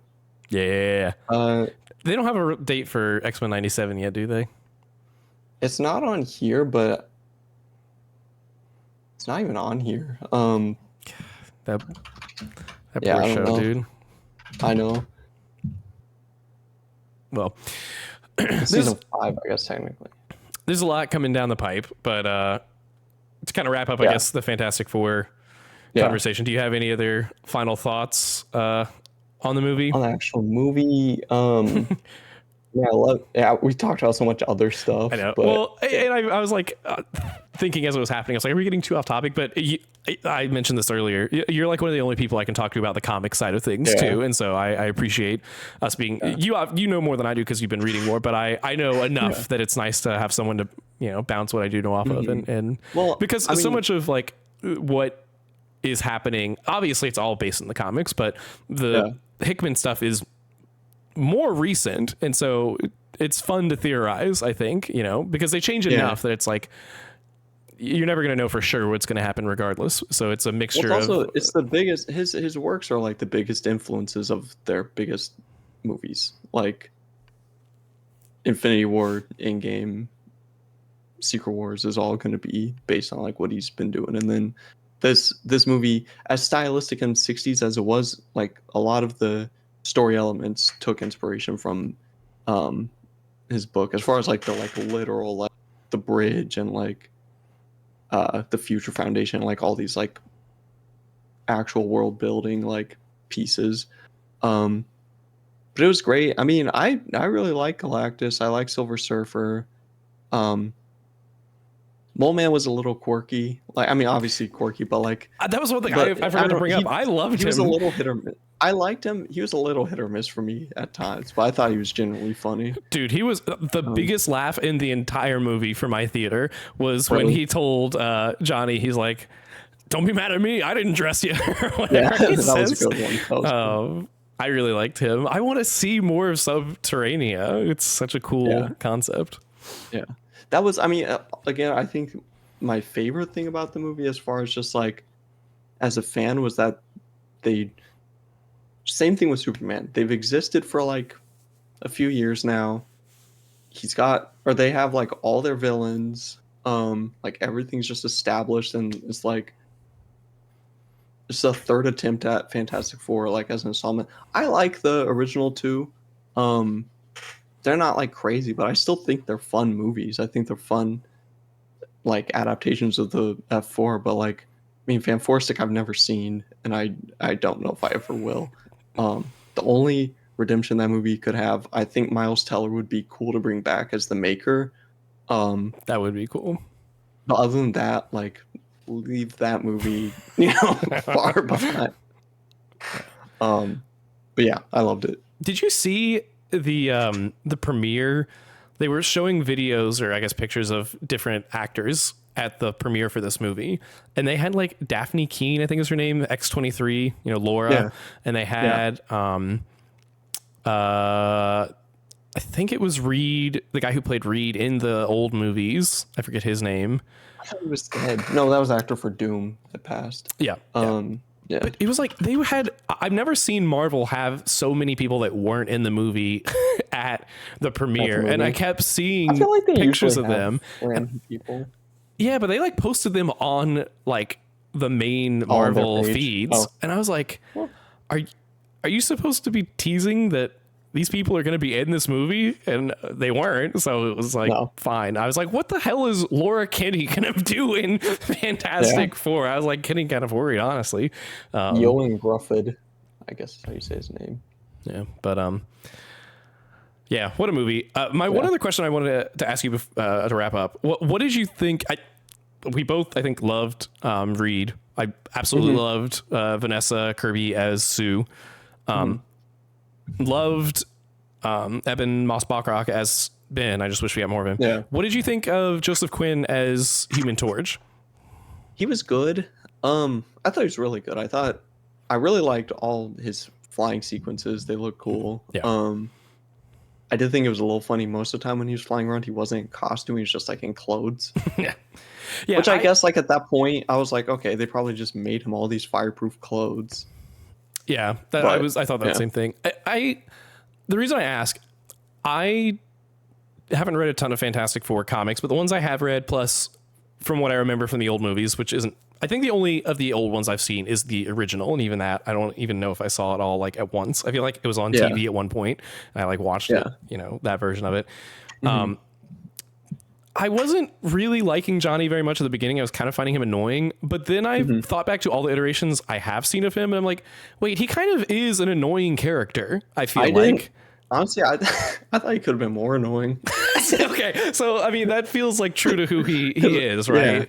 because him and Ben, like, they have that scene where they're like throwing cereal at each other. But I'm like, I honestly, when I rewatched the old ones, I'm like, Chris Evans is kind of the perfect asshole as like this annoying Johnny Storm, and then is also great in Deadpool and Wolverine because like the whole time it's just like pestering Ben and is like this like hot shot driving around in his car, and he gets these like the Fantastic Four costumes with like all the like sponsorships and all this stuff, and just like a dickhead. But I guess then they went all the way with that in Deadpool. This guy just like is a real like shithead, you know. But Yeah. but I mean, Joseph Quinn I think was a better balance of like a like the Fantastic Four has been around for a few years again, and like they're more well established, so he's not going to be picking on Ben like all the time for like, you know, being a rock monster or whatever. But he still says stuff like "say the line," like all these like those little lines. And I thought he was good. Yeah, I definitely came around on him by the end. I think they do him a lot of favors by giving him that redemption of making him, showing that he is also smart, you know, letting him do the sort of Rosetta Stone puzzle, and him being the one to kind of humanize and relate to the Silver Surfer, and him being willing to make that sacrifice. I like that a lot. Well, also, so when he was trying to make the sacrifice in Hickman's Fantastic Four, he dies because, well, you think he's dead because he goes to the negative zone where Annihilus and the Annihilation Wave is. He does a pretty similar move where he like goes in and fights so that they can close off the portal. And that's what I thought they were about to do, and then the Silver Surfer comes in instead and goes with him. Which was sick. It was cool. Really sick. Either scenario, either way that plays out would have been really cool. Yeah, no, it was a great scene. I think that was the only time I was like, I was like, oh my god, like, you know, because I don't know. I mean, I still like, I didn't think it was like super emotional, but I didn't think Superman had a ton of emotional moments either. The most emotional part of Superman was the little boy with the flag, you know, calling for Superman, and the stuff with Jonathan, with the Kents, I think was really with his parents. Yeah, but I knew they weren't going to kill off Sue. But it still was so well done that moment where it had me questioning it. You know, yeah, I was like, they hold on it long enough, and like it was self isolated enough. Even though I know they're coming to the MCU, I was like, I could see them doing a scenario where it's like, again, not knowing what, maybe that's what turns Reed into the Maker in this universe, is like, you know, he loses Sue, you know, and it was believable that something could have happened. But either way, it made you think about the possibilities. Yeah, it's just, they did such a good job of showing Sue's love for Franklin, of Reed's love for, you know, both of them, and like their love as a family in that moment, that it just got it got me emotional, even though it was like and it was cool when Franklin used his powers, because that showed you off the bat as a baby, because Jack in the Incredibles is based on Franklin Richards, right? Because that's the whole thing, is like, I didn't realize he's got funny. Well, the Incredibles is based on the Fantastic Four, and then he's based on Franklin, because it's like, here's this baby, and like, oh no, he doesn't have any powers, he's normal, and they like the same thing. And then Jack's powers are so unpredictable, and then Franklin's OP and can do like anything pretty much. Enough that Galactus wanted him, you know, like to replace him. But yes, that was a very good moment. I really like their arguments, like between Reed and Sue, like, because we're posing some very heavy questions, and that's why I really liked him as Reed Richards, like Pedro Pascal, because I was like, it was just so like, it was just really, really well done with the writing.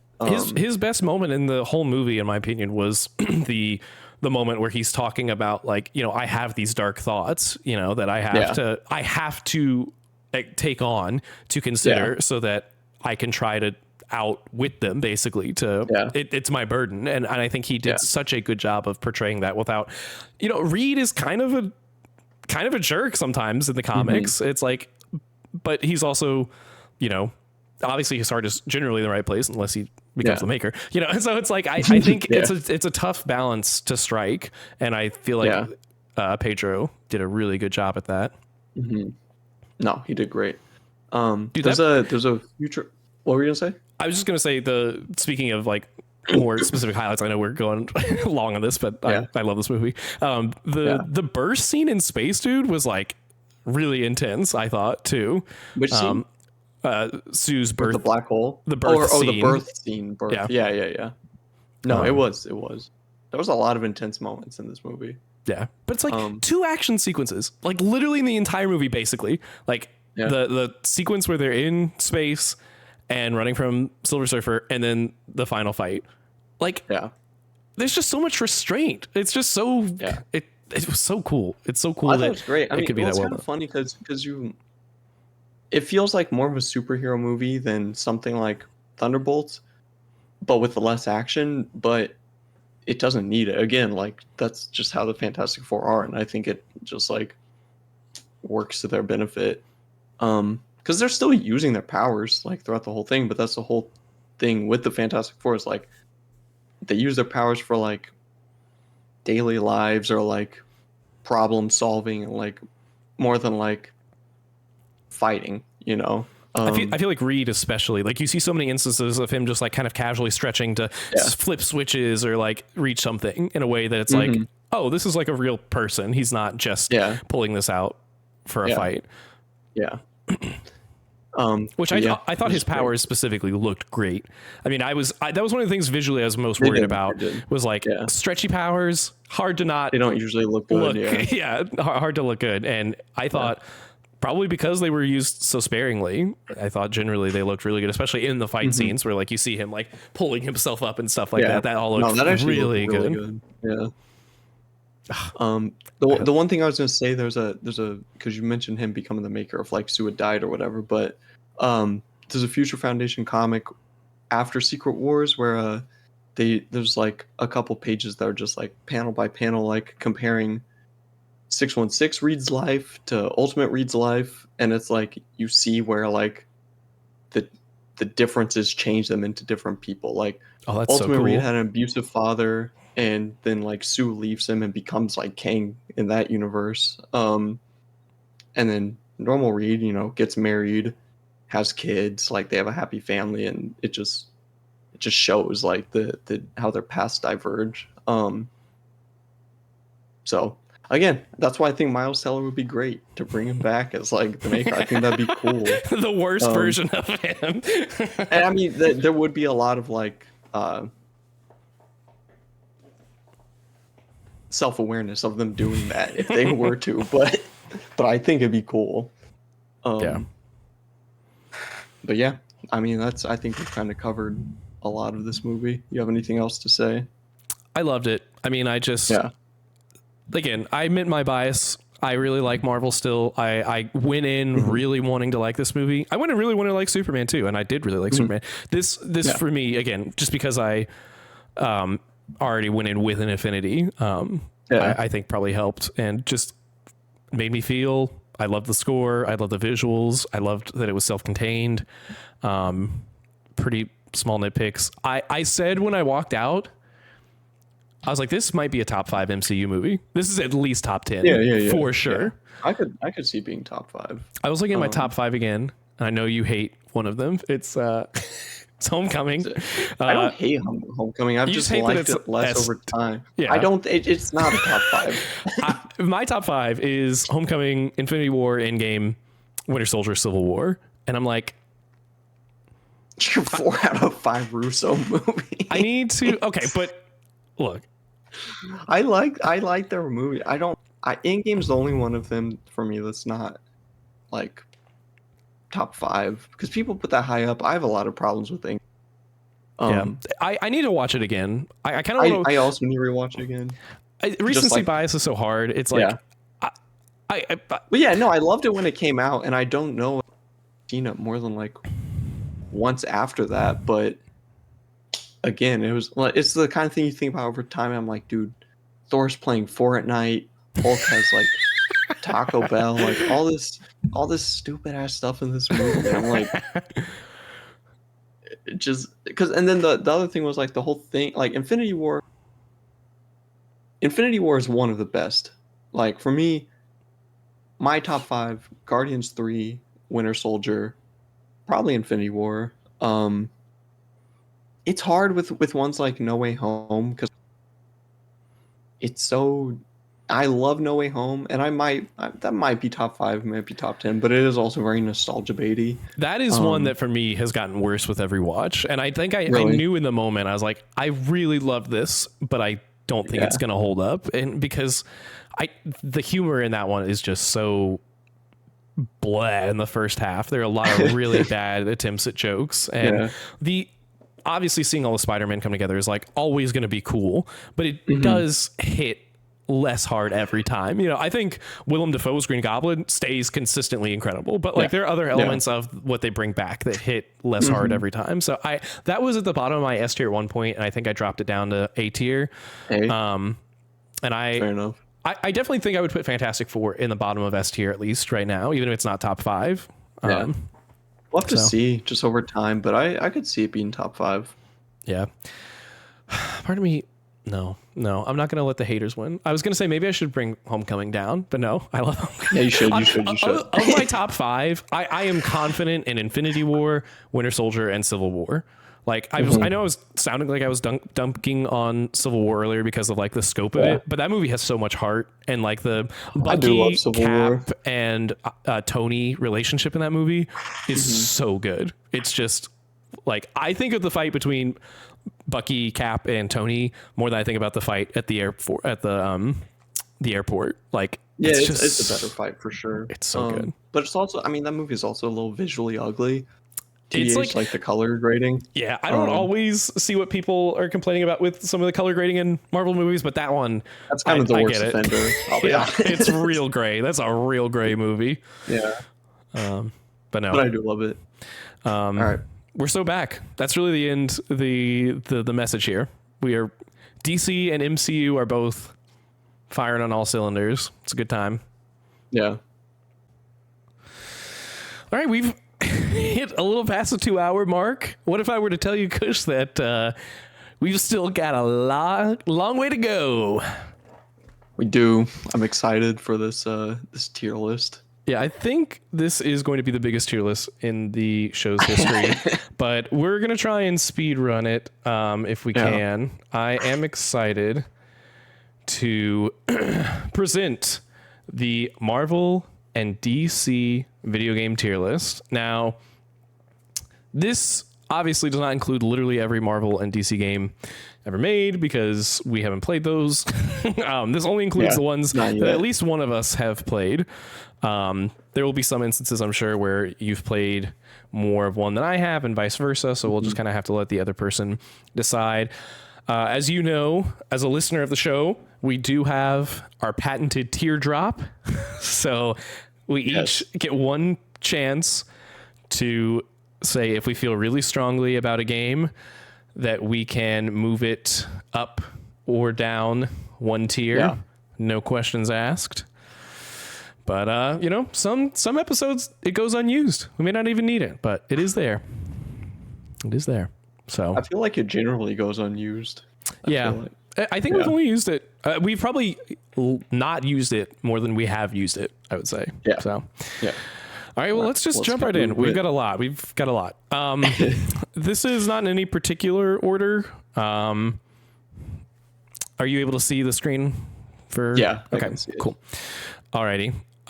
Let's just start with a biggie here. Ultimate Alliance 1. Where are you thinking? Are you just putting it on the list? Yeah, I did not intentionally, maybe subconsciously I put it where I thought it would go. I mean, honestly, I do actually think it probably is B tier, if I'm being honest. I want to say S. Realistically, yes. Dude, you know what we have coming on this list. Come on, man. I want to say S. This is one of my favorite games. This introduced me to most of the Marvel universe. The issues with it are the dialogue is kind of cheesy sometimes, a lot of the time. It is an older game, so it's not like the craziest gameplay. I also have not played Ultimate Alliance 2 or 3. so I can't really compare. I've played a little bit of 2, but not a whole lot. I thought that you had played 2. I knew you hadn't played 3. No, I had I had 2 on my DS. But at a point, like, I know, but but at a point, my like R button stopped working, like the trigger, and you needed that. That was like a crucial control in the game, so I couldn't keep playing. And then I played like a little bit of it, I think, on Gabe's PS4 like years ago. But UA1, I really love. I love all the characters, the locations you go to, the bosses. The cutscenes are so sick, dude. Like the opening one of Doom attacking the helicarrier and like the 4 main guys come in, and then like the one of Nightcrawler like cutting up all the Doom bots. That has a really good Galactus cutscene too. It's got some sauce. I agree that it's cool that it's like a greatest hits sort of thing for superheroes, and for the time was like I don't know, like everyone always wants like, just give us a superhero game with all the superheroes in it, and like this did it, you know. I just think that some of the dialogue is pretty bad and the gameplay is fun for what it is, but it is very simple. So I think it is a good game, and I do like appreciate the nostalgic aspect of it for sure. I would say A. I think that's really generous. Bottom of A. We can start it at the bottom of A, but I think top of B is more appropriate. If we'll see how it looks as it flushes out. This one, Ultimate Lines 2. I know the cast. I know that it's Civil War. What I kind of like in some ways about UA1 more is that it. But I mean, you've played this game, so you tell me what you think. You're saying that you like more that it's an original story? Is that what you said? You cut out for a second. Oh yeah, that's what I said. Yeah, this is the one that I have more nostalgia for, because this was like literally one of the first PS3 games I ever got. I say nostalgic because PS3. I mean, obviously PS2 was like my main console, but I only played Ultimate Alliance 1 on the Xbox at a friend's house, so I never finished it. I still haven't finished it because we never finished our playthrough of it. So I can't, speak to the finale of it. Maybe it really ramps up, but we made decent progress. Ultimate Alliance 2 is it does feel like a more sequel of a game in good ways and bad ways. Like, I think the gameplay is more involved. Like, I like the team up attacks everyone has. It's a little bit more streamlined, which I think in some ways is good. I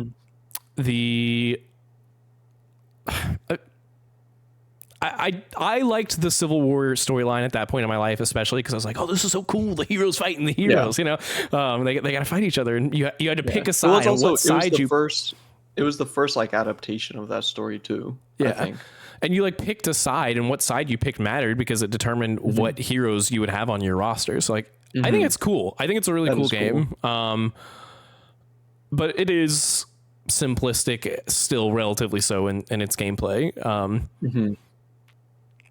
I would put it pretty much on par with the first Ultimate Alliance personally. I mean, they're very similar, but since you haven't played this one, maybe we put Ultimate Alliance 1 at bottom of A and we put Ultimate Alliance 2 top of B.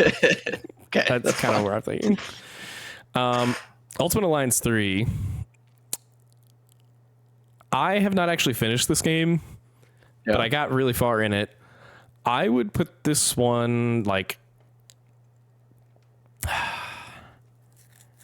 This one has like a lot of production value for a game like this. There is a little bit more depth to the gameplay, but this game's Achilles heel that really brings it down for me is that it's got more RPG elements.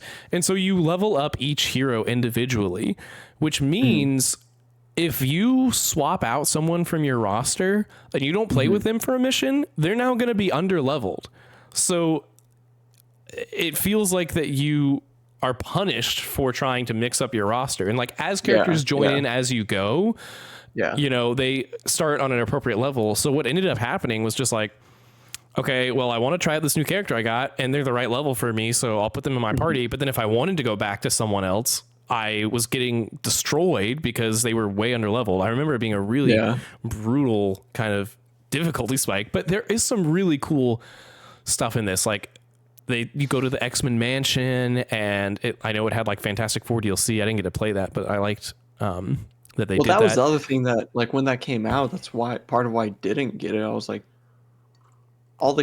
half the characters are DLC, and they're pretty expensive DLC too. I think it was like $10 to $20. But the roster was really big. I mean, the base roster still had most of the big people. Like this was at a time where we weren't getting a lot of X-Men, and it had a lot of the X-Men. It had you could have a whole Spider team. Like it had Venom, Spider-Man, Spider-Gwen, and I think Miles. So you could have like a full Spider team. So that was cool. But it was just like, I just didn't get. Well, I remember not finishing it because it was like, and maybe it's different when you play with other people, because I played it solo because it was for the Switch.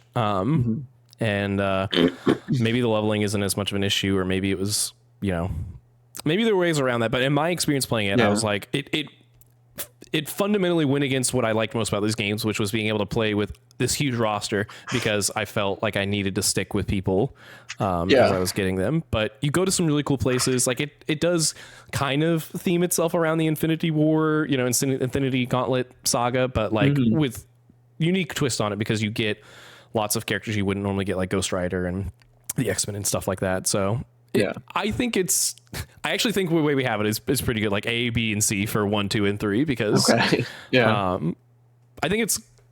think about that game often. Like I want to go back to it and finish it, and I would love even more to like play through it with someone, because I do think there is something there. But especially now, I don't know if it got any performance upgrades on Switch 2, but do base games do they run better even if they don't have a Switch 2 version?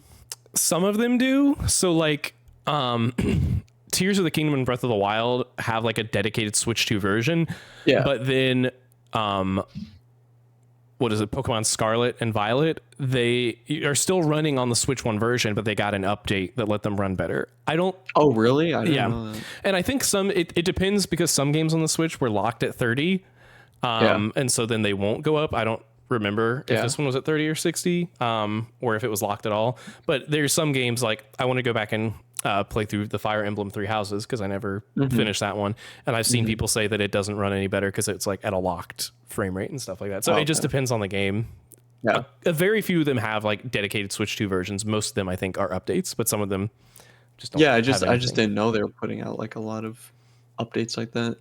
They definitely, I don't think, have announced anything specific for this game, but I didn't know if it would be one that, if it had an uncapped frame rate or like an unlocked frame rate, if it would maybe just organically work better. Not that I remember it having huge issues, but it's still a Switch game. It is still an early Switch game at that. I think it was definitely, at least in the first half. That was the weirdest thing to me. I was like, it being a Switch exclusive, it's such a strange choice too. Bizarre. I cannot believe that it did not come to anything else. Yeah, ever. It's so weird. I think it must have been Nintendo published, because Nintendo has that like Switch voucher. Well, no, that's not true, because never mind. That logic doesn't check out, because I was going to say it's like that Switch voucher code you can use on it, and those are like all Nintendo games, but I remember now they have Square Enix games on there too. So nope, still don't know why that is. Next up, Marvel versus Capcom 3. Before the internet tears us apart, I've never played one at all. I literally, where is it? I can grab you right now. The Marvel versus Capcom fighting collection that I own and have not put it into my system. I still need to get it. So I have access to it. It even came with the tiniest little comic book you've ever seen. Are 1 and 2 still the same ones that like the arcade versions are the same as the console versions? I think so. Okay, because I mean, besides 3, I've only played them at arcades, and I mean, I'm not like, I'll just play them for fun. I don't really know anyone or like anything about them. And this, like, 3 is the one that brought them into 3D, and I think has a great roster. I didn't play a ton of it. I really like it. I adore Marvel versus Capcom 3. I've not played 1 at all. 2, I have barely touched. I know that's like a lot of people's favorites, but I had the weirdest journey ever with Marvel vs. Capcom 3, where the first time I played it was on my Vita. They've released a Vita version of this game, and I remember doing the challenge. Each character had like the 10 combo challenges that you could do, and I would just practice them on my Vita. And then I eventually got the PS3 version and now the PS4 version. And I think that this was one of the first fighting games I ever watched professionally, because I was like playing it. I was like, this is so visually cool. I'm just not like, it was so different from fighting games that I played at that time, because up to that point I was mostly just a Mortal Kombat guy. And I this is one of my favorite games to watch, period. I adore watching tournaments of this game and seeing people just go crazy. I think visually it is just so engaging. And even as someone who's not very good at it, I really like it. The roster is really good. The story mode is cool. You fight Galactus at the end. The story, I mean, the arcade mode, they didn't have like a dedicated story thing. I would argue this is like bottom of S, I think. Okay. Or like top of A. I think it is like currently the best Marvel fighting game we've ever gotten, which, I know a lot of people would probably argue some of the older ones they like more, but for my money, this is the one that I like the most. I have very few issues with it. I'm cool with that. I like the roster in it. I like it has some niche characters like Nova and Rocket. Well, Rocket at that time was niche because that was before the Guardians movie. Yeah. Dude, it has what's the eyeball guy? The Shimagarath, yeah. It's so weird. Surprising one, yeah. You have Sentinel. Yeah, it's just a cool roster. It's got a lot of deep cuts. It was the first time I'd ever seen Iron Fist. It was like the first time, like that was before Doctor Strange was gotten his movie, I think. It was like a lot of these characters that were up and coming, but like at the time, it's kind of my first introduction to a lot of them, and I was like, these are sick. She-Hulk, cool stuff. I think she's in that one, right? Pretty sure. I think so. But you know what she's not in? Marvel vs. Capcom. I've maybe played. I don't even know if I played this game, to be honest. I feel like maybe once or twice. I have played through this entire game's story mode. I labbed a good bit of it. Yeah. And I downloaded the mod that Maximilian Dude made for like the whole new revamped version of it. I just haven't played it yet. And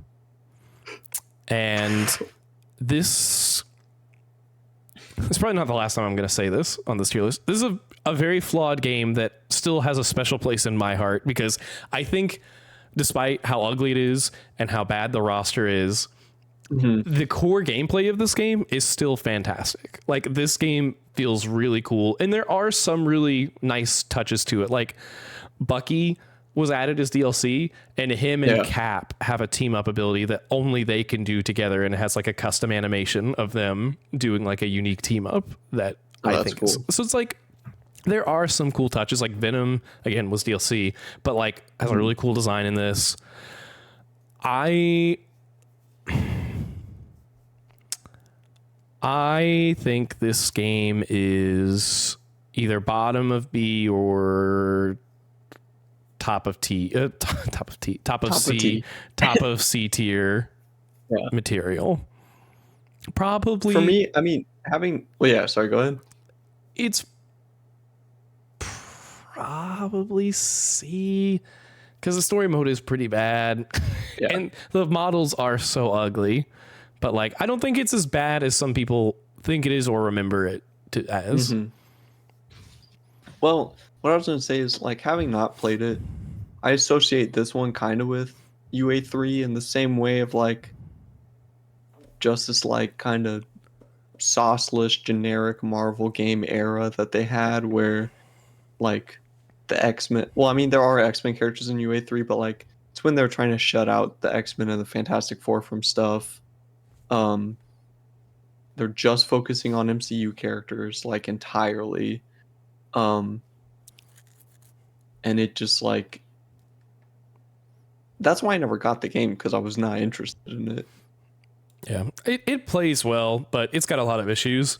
So I think top of C is probably where it stays for now. over UA3. Yeah, because I think the gameplay in Infinite is better than the gameplay in UA3. Like UA3 has more sauce, like the designs and like the roster are significantly better. Yeah. But the gameplay of Infinite is better, and that ultimately is a little more important. But they are comparable in certain ways. Makes sense. Yeah. Next up, Lego Marvel Superheroes. Have you played this one? I've played so little of this game. I think I played to where you get to so like the first level. This is one of the first games I got for my PS4. And I was in like a Lego era at that time because I was like, these are fun platinums. Like I played through the Jurassic World one, which I loved. It was like you get to go through all the old movies and the new one. And it was just Jurassic World at that time, so it was perfect. Oh, that's pretty cool. And I played through like one or two other Lego games, but this one is, I think, really good. It's like got a huge roster. It is an original story. It's got like free roam, so you get to like see all of the characters like flying around and doing their thing and stuff like that. I think this is a solid game. I would put this like top of B.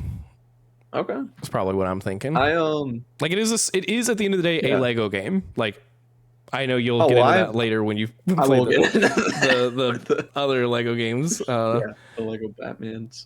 I think this one's a little those, and even the Lego Batmans evolve over time, but I think they at least start a little bit more linear. And this one obviously has a linear story mode, but what I remember most is just flying around as like Iron Man and teaming up to explore New York City and stuff, and having Stan Lee turn into the Hulk, and these fun little touches. I would put it B. I would put it somewhere in that B tier personally. I think it's tough with Ultimate Alliance 2 because like obviously they're very different games. I'm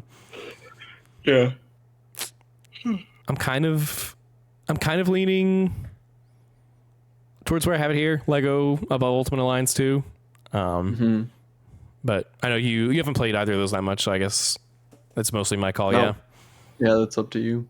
We'll leave it like this for now. But okay. We got an exciting one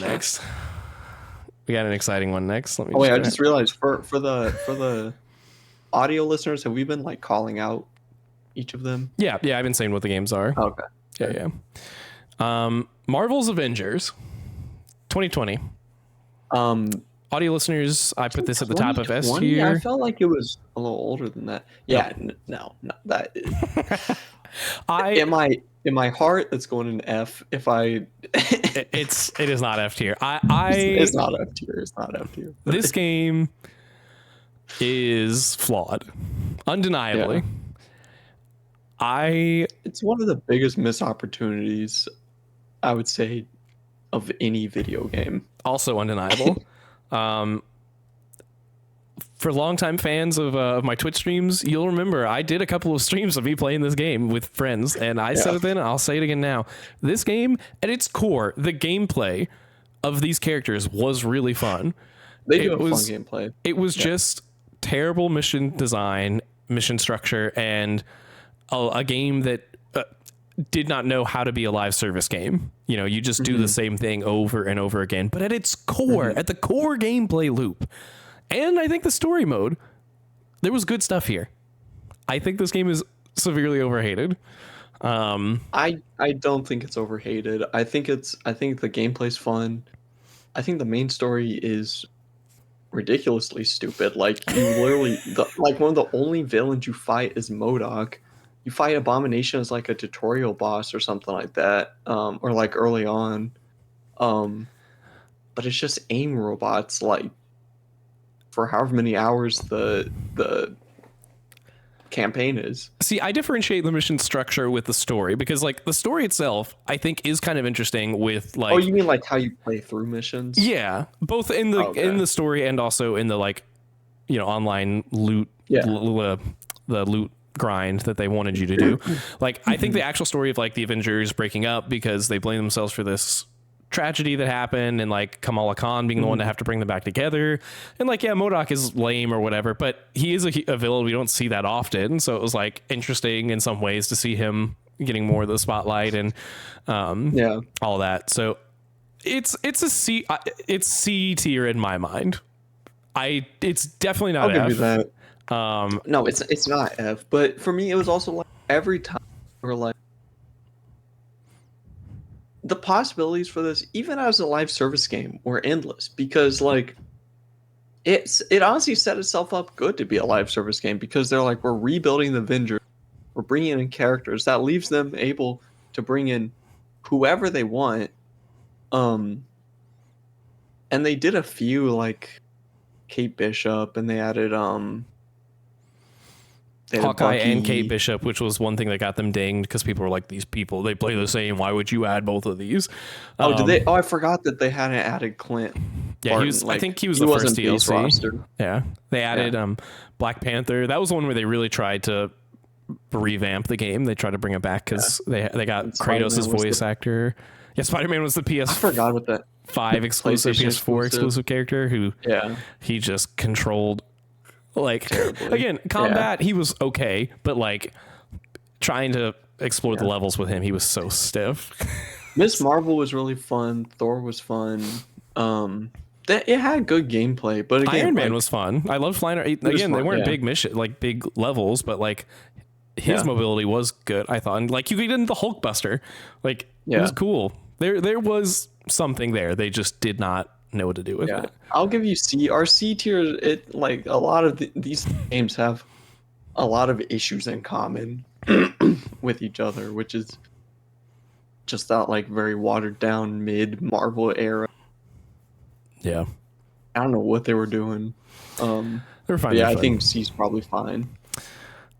I'm excited about this one. Midnight Suns. I love this game. I still haven't played it, but I played a lot of it. I love this game. People were ragging on the social elements of it. I really liked it. I liked the social elements. Like, it's a little cheesy, but like, that's comic books, dude. Like, that's what they are. Yeah. Like, and the gameplay is so good. People see a card and act like they've been assaulted, bro. Like, yeah. I don't understand. The gameplay is really fun. I think if anything, like, maybe it would have been better if this game was a little more stylized. Like, it's a little plain looking, but it's a Fire Axis game. So, I mean, like, yeah, XCOM guys. I like the costumes in the game still. I mean, there's some cool costumes. It is a little like Unreal 4 or 5, whatever, whatever. Yeah. I actually like the OC. Yeah. I thought like usually those kind of things are weird, especially if it's a superhero game. You're like traditionally like just let me play as the superheroes. Look at something like X-Men Destiny. I don't know if you ever played that one. I didn't. That's not on the list. We okay. It doesn't need to be on the list. I know what it. I remember when I was in high school, I worked at GameStop, and that game was like always on the shelves. That's all I remember about X-Men Destiny. It never left the shelves except for I think Gabe might have played it. One of our other friends, but that one's stupid. Cause you just like. I mean, it's cool in concept. You choose your own mutant powers and everything, but it's just a lame game. But Midnight Suns is great. Nice. He's hovering it over UA1. I could agree with that. I think it has a phenomenal voice cast. Yeah. And the roster is so good. Like the roster's really good. You get the Runaways with the like traditional Avengers and well, because Midnight Suns have only had like I think a couple of small runs over the years, and most of they're older characters. The original ones, it's like you got like Ghost Rider and Blade and Moon Knight and like all the like old horror like pulpy kind of characters. But they do a modern take on them, and I think it works really well. At first, when they announced it, I was a little put off by the amount of like popular like Avengers kind of heroes. I was like, just keep it to like these horror characters, but I think it still works balancing like Avengers characters with the magical ones. Well, and I think it also gives works you more gameplay opportunities. I think it kind of works too because they're like at odds with each other for a lot of the game. Yeah, Like they are. they kind of, when you play as the OC, the original character, it's like you kind of get to choose if you want to be. Obviously, it's still a Marvel game, so like you're not going to be out here turning into the evil version of Cole McGrath from Infamous or whatever. It's like you're not going to be doing anything too egregious, but you get a lot of dialogue choices where you can choose if you want to be more light aligned or more dark aligned. And it's like I think that only works because you have the darker heroes like, you know, Nico and Magic that are more traditional Midnight Suns characters versus like, you know, the Tonys and the Caps that are the more Avengers side. And I think it all just really melts together well. The characters have such unique fighting styles, like having different people on your team totally changes what strategy you want to apply. There's these really fun challenge modes. Yeah. Like, like I said, I found it's not the Abbey, is it? Whatever the place that they live in. Yeah, the Abbey. Okay, yeah. Like I enjoyed exploring. It's like a cool hub world where you like get to find other stuff as you go. Like I said, I understand like the visual designs, I guess, maybe looking a little generic, but the costumes, like I said, I love all their Midnight Suns costumes almost. Like that's true. I really like this game. I think it's super underrated. I agree. Part of There's me, another Marvel game that I know we're going to talk about. That's also and the story is good too. Like you haven't finished it, so obviously I'm not going to spoil anything. No, but I need to though. It makes me so sad that we will never get another one of these because there's just so much potential, and it's so different than any other Marvel stuff. But they take swings, you know, and it's like you get Ghost Rider, dude. It's like you get like when else do you get Ghost Rider content these days? Both. You said these days. I was like, if you look one game to its right, it's Ghost Rider with Robbie, and because you get Robbie and you get was it Johnny? I forget the original Ghost Rider's name. Yeah. So anyway, isn't it? Oh. Yeah, he's at the beginning. He's at the beginning. Remember, that's like how the tutorial starts. Is like you. I forgot. About I think he has like the Darkhold or whatever, and you're trying to. Yeah. He's trying to make sure. Anyway, fantastic game. I think top of A. I think there's an argument for bottom of S, but the S is going to get crowded possibly, so that's why I was leaning more towards top of A. But I could put it in S.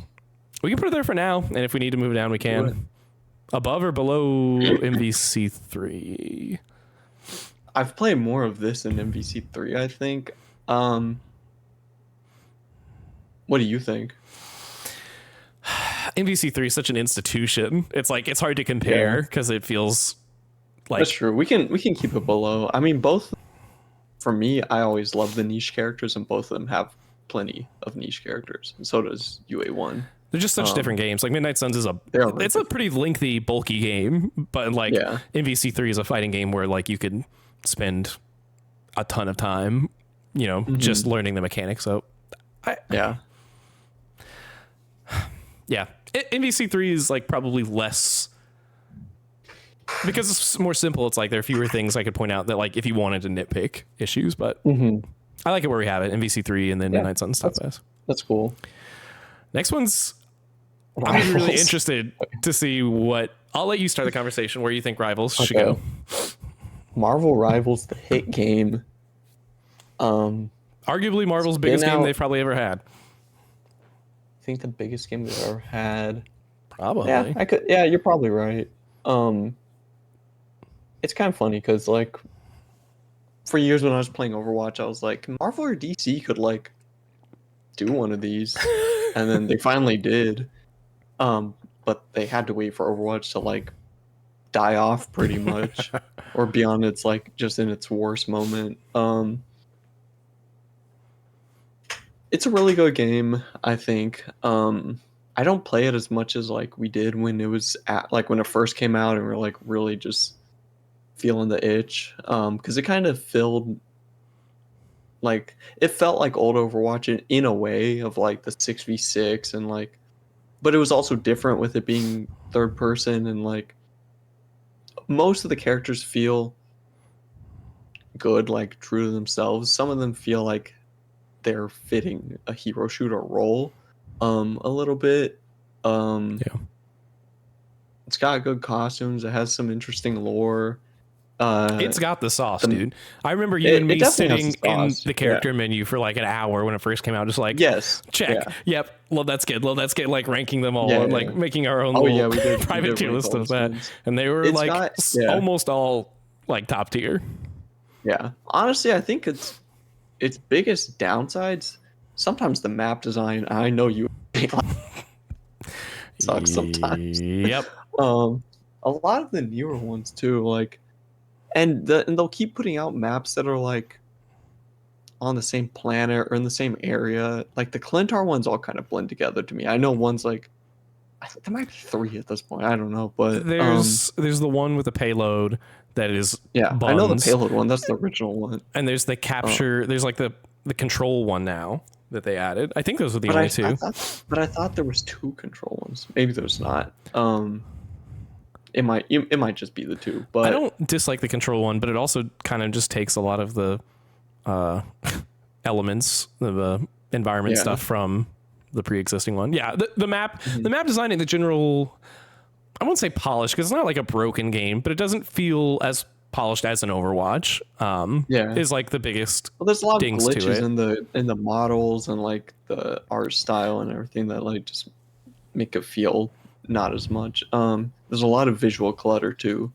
One, it being third person adds that to it because there's so much going on, but there's just a lot of stuff in this game. I would say probably bottom of A tier. Yeah, that's what I Um, was thinking. Yeah. Above 'Cause it is or a really below good Ultimate game. Alliance. I would put it below personally. I'd put it above, but You can put it above if you want. I mean, I just I mean, Ultimate Alliance, like, usually with superhero games or comic games, I kind of look at story's a big part for me, and obviously Rivals being a hero shooter, it's not going to have that much story. they try though, dude.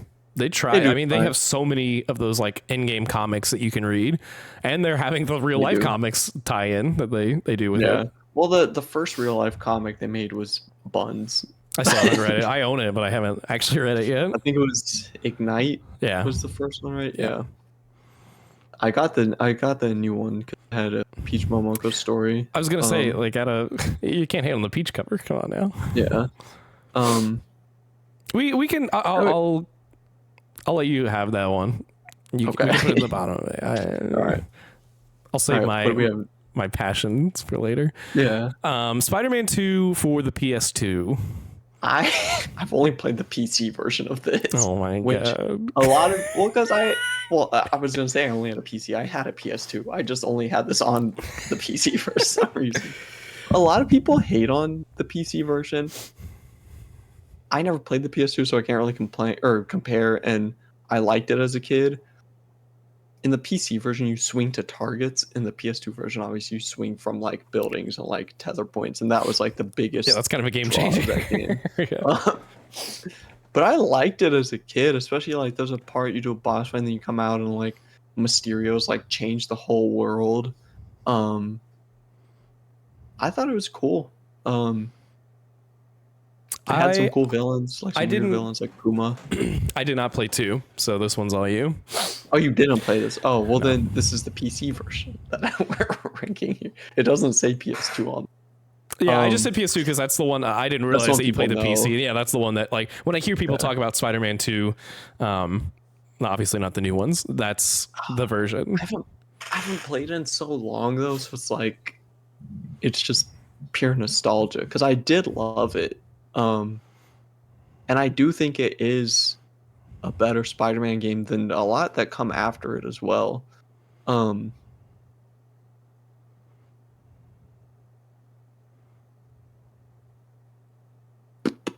In my heart, I want to put it in between UA1 and Rivals. Bro, there's no okay. there cannot. It's like, one of the most okay, but the PS2 version especially is like one of the, like Spider-Man. right, games. but you just said that's not the one you're basing it off of. So, But they're pretty much the same game. bro, they just told me how they are not, in fact, the same game. It's just the web swinging.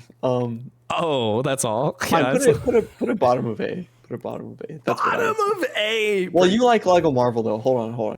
Actually, it might be fine where it was at bottom of B, but because I was looking at what we have in B. That's probably fine because I do think it's better than what we have below it, but the ones above it are kind of more fleshed out Marvel games. Yeah, I think that's good. If it was the PS2 one, you could It's maybe definitely convince not. It's me. definitely But not C tier. yeah. I mean, I know it was important, but if we were basing it off of the one that you played, and that one was not the same, it's Well, just important to I consider liked it though. Okay. Spider-Man 3, I have 2007. not played this one. Have you? I played the PS2 version of this one. This was my Spider-Man 2. Like, this was the game that I was like, oh my gosh, you can just web swing from anywhere. I've heard this and Open game. City. This game isn't it almost different on like every console that it's on? Yes, it's totally different everywhere.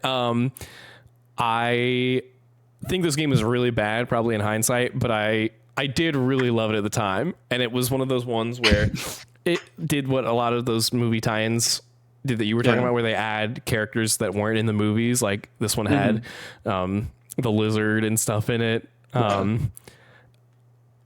This was an important game for me. I have to believe that it, in hindsight, I don't even think it was probably that good. Yeah. So I will be fair and put it in D. I don't want to just like go D because I know like people hate on it. I don't remember it super well. And the only really unique thing about it that really made it enjoyable for me was the web swing and like open world thing. And it wasn't even the first one to do that. And people seem to like 2 more than 3. So I will give it the first D tier slot if Nice. if you don't have any thoughts on it. Nope. This next one is going to be tough. This is Spider-Man Web of Shadows. So I've played both versions. I never beat the PS3 version. I only tried it a couple of years ago, like when Spider-Verse 2 came out. The PS2 version. I played the Wii version. Was that like the PS2 version? Yes. So the PS2 and the Wii versions are side scrollers. Oh no. It's then it's like the PS3 version. PS3. Oh, the PS2 version is a side scroller. The main game is open world. I was so bewildered when I got this game as a kid because on the cover, like, he has his arms crossed. He's got Wolverine in one hand, Venom in the other. You can switch between the regular and black suit in the side-scrolling version too, but to the extent that I played it, I played most of it. Like Wolverine never showed up, so I was so confused. Why he was on the cover Legally, of can the they do game. that? Can they put Wolverine on the cover and not have him in the game? I don't. He might show up later. I don't know, but He's in the Wii version. despite all that, I still thought he was fun. Like I still thought it was fun because I was just a kid.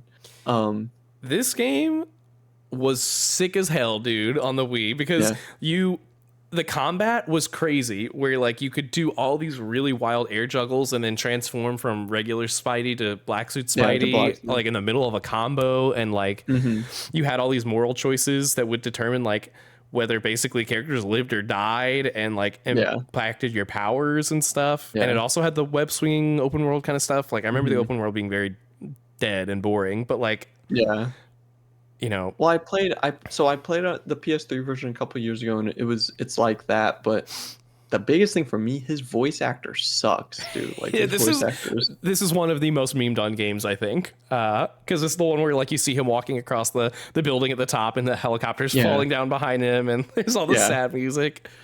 I thought honestly, I was like, I'm here for the dramatic vibes, but then when his whiny voice actor starts talking, I'm like, you killed any like commitment to like it being edgy or like a darker Spider-Man story because I can't take this guy seriously. Yeah, this falls into. I think it's better than 3. I think it's like in the. Oh, it has to be better than Spider-Man 3.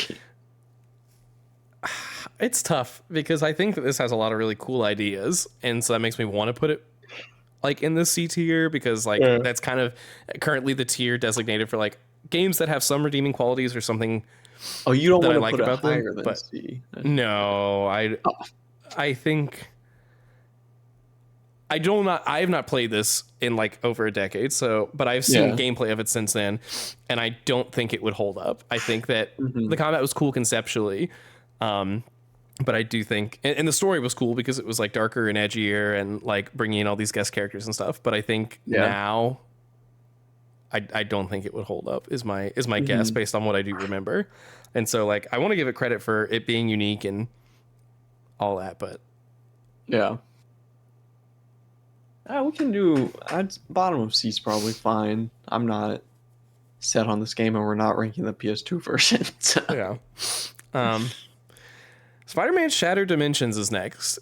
I love this game. I haven't finished it, so you have a little bit more weight to your opinion. Hmm. I've started this game twice. Once when I worked at GameStop and I rented it and I didn't get to finish it Yeah. before I had to give it back. And then I got a new copy of it, or like a used new copy of it, around the time you did when we were both kind of going back and playing some of the older Spider-Mans when Spider-Verse came out. And I got further, and the whole concept of this game is that you play through these linear levels as 4 different Spider-Men. You play as Spider-Man 2099, The Amazing Spider-Man, Spider-Man Noir, and Black Suit Spider-Man, or Ultimate Spider-Man, right? Yeah. Yeah. And Ultimate. they all have different fighting styles. They're all in different timelines, but they have these kind of, intersecting threats that they have to. They're all their own enemies, but like the common thread is they're chasing down these artifacts that Mysterio spreads to the different dimensions to try and keep everything together. Yeah. It's like an Arkham game in the combat in a lot of ways for some of it, like Especially for Noir. well, Noir is like the detective mode of Arkham, and then like Amazing and like most of the others are like the regular beat 'em combat, of Arkham. And it feels pretty fun to play. It does this weird like first person mode for some of the like there's a Craven fight where like he Yeah. gets on you and stuff like that. I was thinking of the Vulture one. I don't think I got to that part, but That was, I think, Noir's second level. yeah. You didn't get far then. I did it. I did like. Maybe I'm just forgetting the Vulture one then, but because I thought I did like 2, because you go to each of their worlds like 3 times, I think it is. 3, yeah. And I definitely did it. I know I did the first one of each of them. I thought I did the second one of each, but I may have not gotten through the second on all of them. But yeah, this game is cool. Yeah. So I love it. Each of them is voiced by an actor from a past Spider-Man cartoon. I don't know if you knew that. Yeah. So like, yeah. So One's Josh Neil Keaton, Patrick Harris, right? Yeah, Neil Patrick Harris, who played him in Spider-Man the new animated series. He plays amazing. Oh, you cut out there. What was that? Oh, sorry. Neil Patrick Harris, he played him in Spider-Man the new animated series, the CGI one. He plays amazing Spider-Man. Josh Keaton from Spectacular Spider-Man plays Ultimate. Christopher Daniel Barnes from the 90s plays Noir. And honestly, I think he lends himself to that because he has kind of a lower, like almost like wispier voice that he talks in the show.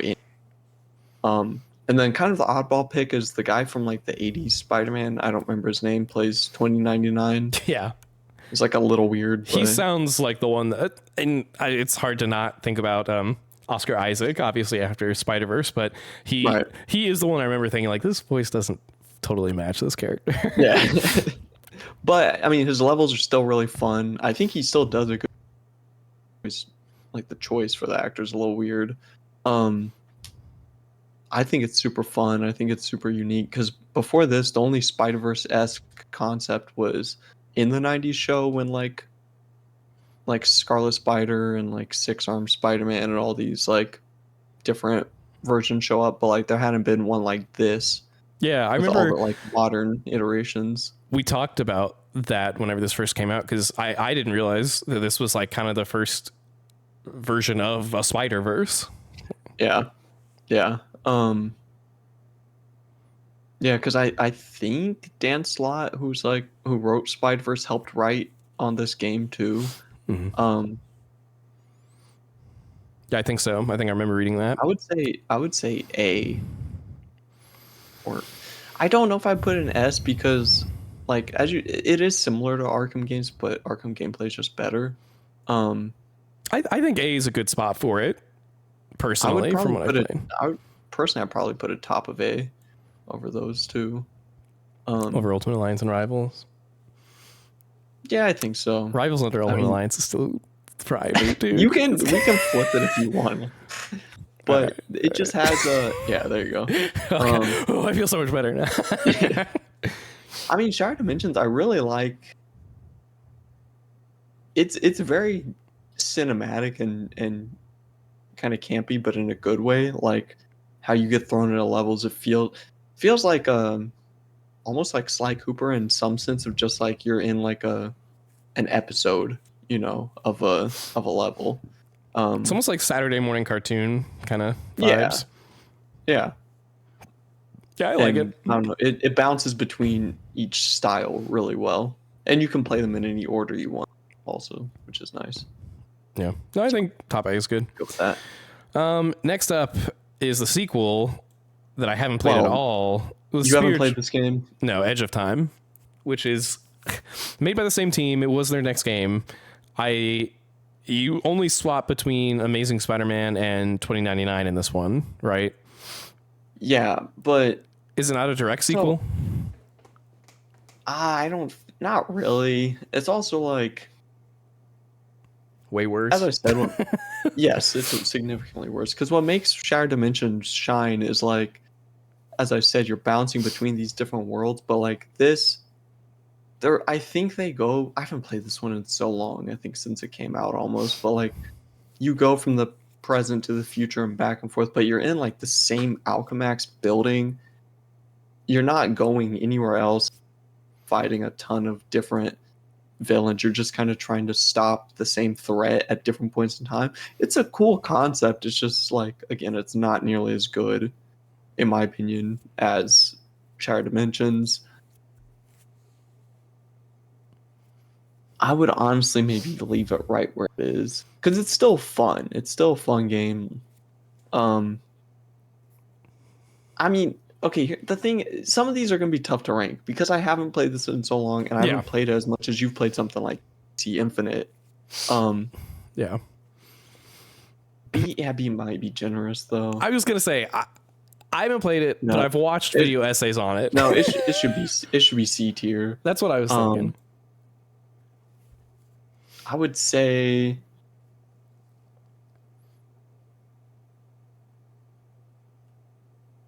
either in between Avengers and UA3, between UA3 and Web of Shadows. Because honestly, Avengers gameplay is more fun. I think. I mean, but again, I played in so long. I know a lot of people love his design in this game. He's got like the weird torn, like scattered webs on his suit. Oh, that's cool. That's fine. I don't. We got a lot of Spideys to get through. Yeah. I don't know. I've obviously played Ultimate Alliance 3 and you haven't, so it's hard to say. But I mean, you know the general gameplay, which would you say? Probably put this under UA3. Okay. Yeah. All right. Next up is another one I haven't played, Spider-Man Friend or Foe, which I also know had a bunch of... You haven't played it? No, I have. I was saying you haven't. Oh, yeah, I haven't played that one. Yep, sorry. No. Also heard it wasn't that good, but I also know there's a bunch of different versions of it, so I don't know which one you played. Are there different versions of it? I thought there were. I know at least it at least released on a bunch of different platforms. Maybe this was a rare instance where they were similar, but I thought it was the same, but I'm not sure. I really like this game. I had it on the PS2. And back in this time, like most Spider-Man games of the 3D ones were open world. This might have been the first or one of the first that was not. You said UMVC was where you found Iron Fist. This is where I found Iron Fist because you team up with him. Obviously the name implies, you team up with either heroes or villains depending on the level, or you'll fight a villain and then recruit them to your squad, and then you can team up with them like later on. Who's the main antagonist then? I don't remember. I mean, I played this one a couple of years back, but like you recruit Green Goblin pretty early on. I'm gonna look that up actually. But you not helping its case, man. That wasn't meant to be a test. I wasn't trying to get you. Mysterio. Really? Oh. Okay. Hey, he's the main villain in two games we got on here. Shattered Dimensions. Shattered Dimensions as well. But it is a cool game because it's official movie merchandise for the Raimi films. Because you can even see it on here if you look close. Like he's got the silver webs. Yeah. And then like Green Goblin's got the movie design. Doc Ock has his movie design. New Goblin is in it, like Harry from Spider-Man 3. Venom, they opted to give a better Venom design to the movie version. But at the same time, like you have those versions of the characters inspired by them, but you're still teaming up with like other Marvel heroes like Iron Fist and Blade. Who else is in it? You team up with mostly villains, Black Cat too. But I liked it a lot as a kid. You go around to different environments and it's kind of platformy more so than, obviously it's not open world, but you just like beat up villains and it's got a fun cartoony style. I don't really know why people say it's bad. I think it's a fun game. It's not like crazy, but it's your call. This one, it's so hard to compare it to like a game like Avengers though, because I'm looking at it, it's like Avengers is still like newer games. So many of them are just like mishandled. It's like friend or foe, even if it's not like the best game ever, was a completed product, and then it's like it is what it is at the end of the day. But Avengers, it's like we're ranking on like what could have been, like what there was, like all this shit, and it's like I would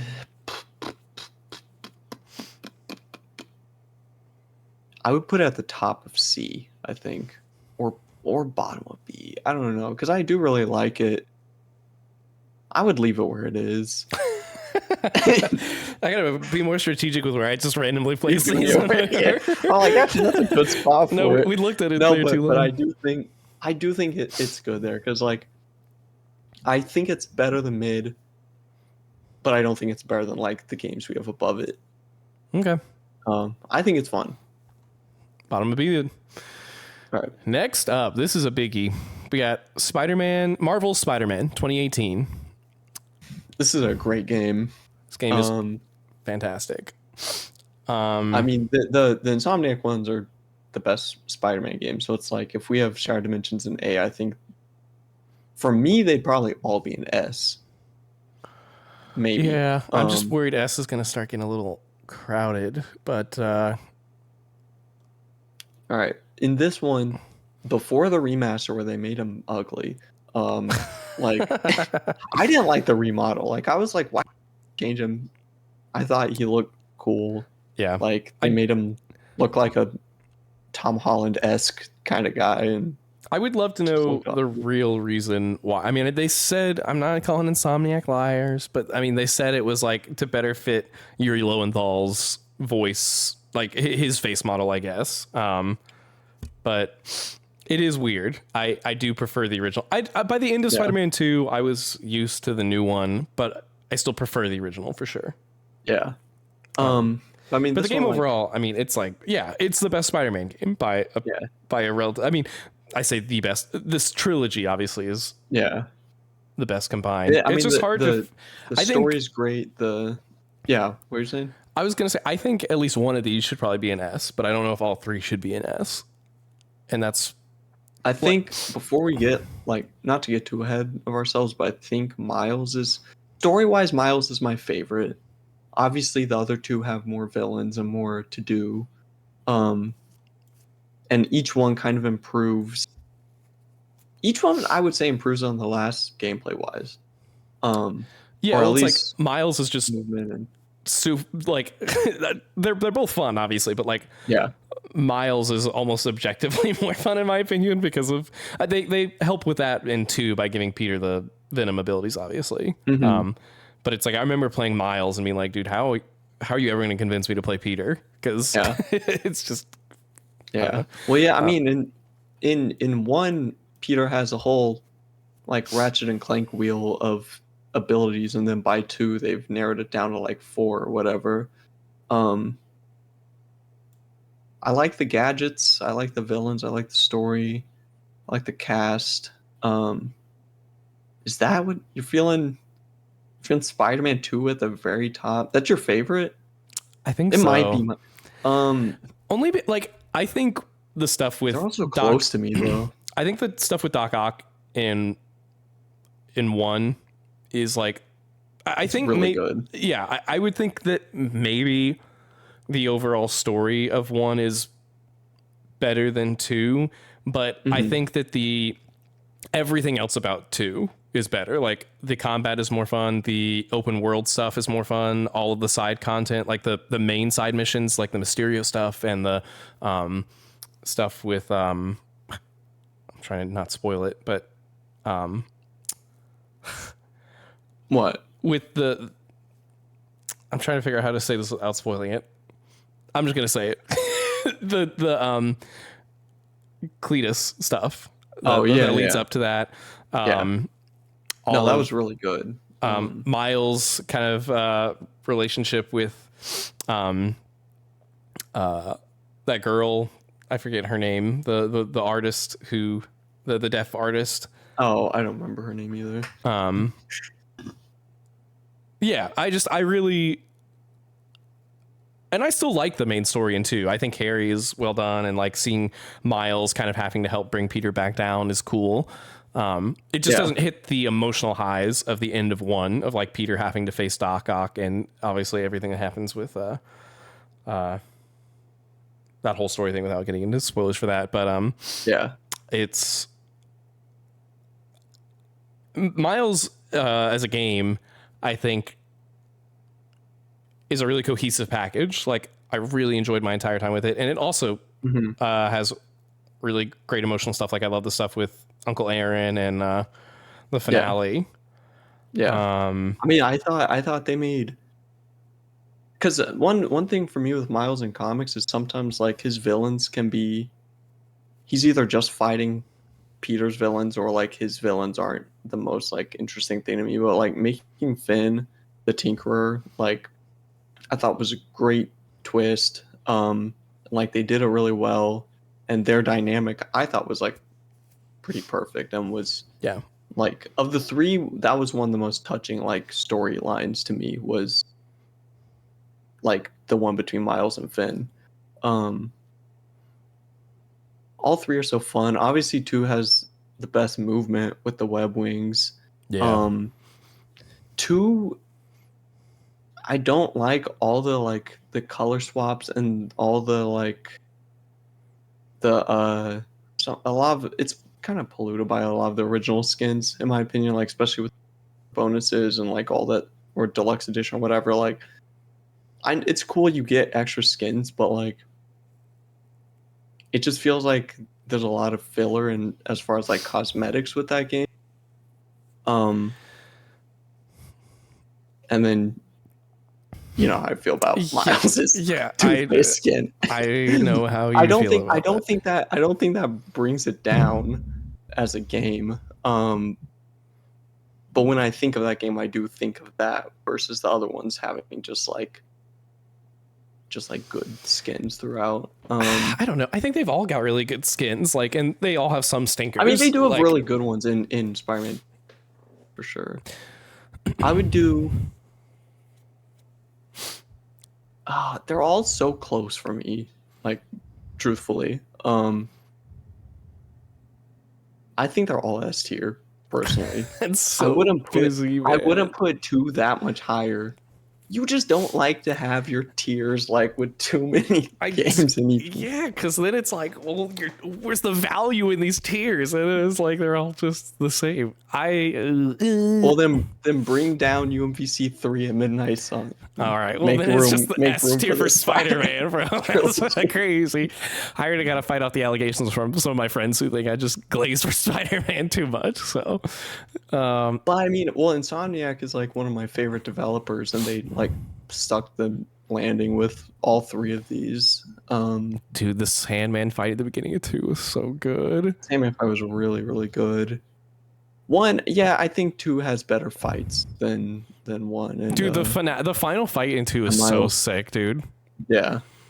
And dude, in that gameplay sequence where you get to swap to a third character, it's like, oh my god, dude, that was so fun. Mm-hmm. I just think 2 is, I mean, it's obviously newer, so it's maybe not totally fair, but I just find elements of 2 to be more memorable. Like when I think of 1 and Miles both, like I think of the endings and like the general kind of feeling, but 2 has like more standout moments for me, which is why I think it's like a little bit on a different. I still think, yeah, I agree with you. I still think Miles is better than 1. It's just tough because Miles is a smaller game. There's $50, which I think they could have charged like 60 for or 70 or whatever it was at that time for a full price game, because like it still felt very complete to me. Yeah. I wish they did more games like that, honestly. Like if it meant we got games more frequently and it was more sustainable. Just a little shorter, and as long as it's still well done. Yeah. I mean, these are very close for me. So like if you felt strongly that Miles is better than 1, then I would be fine with that. But then you just have like Spider-Man 2 so like a few games higher than them, and I'm like, I don't think the gap is that big, in my opinion. But that's fine for now. Okay, here, not to tip our hand, right? Like the problem is we've got more coming. Like that's gonna be a huge S tier if we aren't careful. All right, we'll see. Look, we'll see. All right, so we're still trying to figure out the Spider-Man placement here. Yeah. Well, I think Midnight Suns, I love it, but I think all 3 Spider-Man games are better than it. I love it too. I don't know if I fully agree with all 3. I do think there's an argument that's a little bloated. That's the one thing I think you could say against it. Like it is a long game. For what? Midnight Suns? Yeah. Oh yeah. I mean, I don't want to do it just like to do it, but it's like part of me was thinking S is like a little too high for it. Like I think it could. Maybe I said when we were doing it, it's like I was thinking top of A or bottom of S. We could. Yeah, I could see it. Well, I think originally, which one of us said S? Maybe I said S. I think you did. Sometimes I get a little excited. Okay. You do. I mean, we could put. What about this? We put Miles Morales and S, the Midnight Suns in the top of A, and Spider-Man 2018 and alternate it a little bit. Yeah, that's fine, but I don't want 2018 to get too left behind when we get some or something. That's fine. We'll look back at it. Yeah. Have you played? Got a ways to go. I've not played X-Men Origins Wolverine. No. So I've never finished this one, which is a pretty big ding against it, I guess. But this game is so cool, dude. It was like an M-rated tie-in to the movie. Way better than the movie, to be clear. It's not like it follows the exact same story, but the combat in this game was super sick. And I played a demo of it back on the PS3, and then I did get it the same time I got Shattered Dimensions again. I just never, all those PS3 games I got at once because I was like in a retro-ish Marvel mood, and I never kept my PS3 plugged up long enough to finish them. But I think this game is cool. I think like the combat in this is one of the best like combats in a superhero game, at least for its time. I've heard it's really good. I've heard it's really good. They got Hugh Jackman back for it, so like it feels authentic. I don't know if I even knew that. Yeah, it's really cool. I do think it loses some points because I didn't finish it.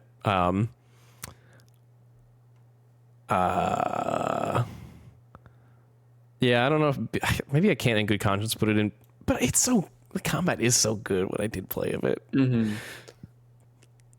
I'm thinking. What you're saying is it's good where it is. Right? I think it could be good where it is. I don't. This is dangerous. I think bottom of B is actually potentially okay for this. Okay. We might have to do some serious adjustments on this. Yeah, that's fine. Guardians of the Galaxy. That's an S for me. Yeah, pretty easily. That's like the gameplay, the graphics, the story, the music, the like literally everything about this game is like the perfect Guardians of the Galaxy game. Which I thought I would never get because I never played the Telltale one. It looked kind of stupid to me.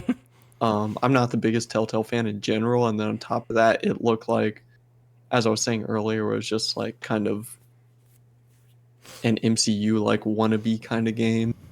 And this game still also has a lot of MCU inspiration, but it has a lot more comic, like direct influence in its story. Like, dude, the Nova Corps.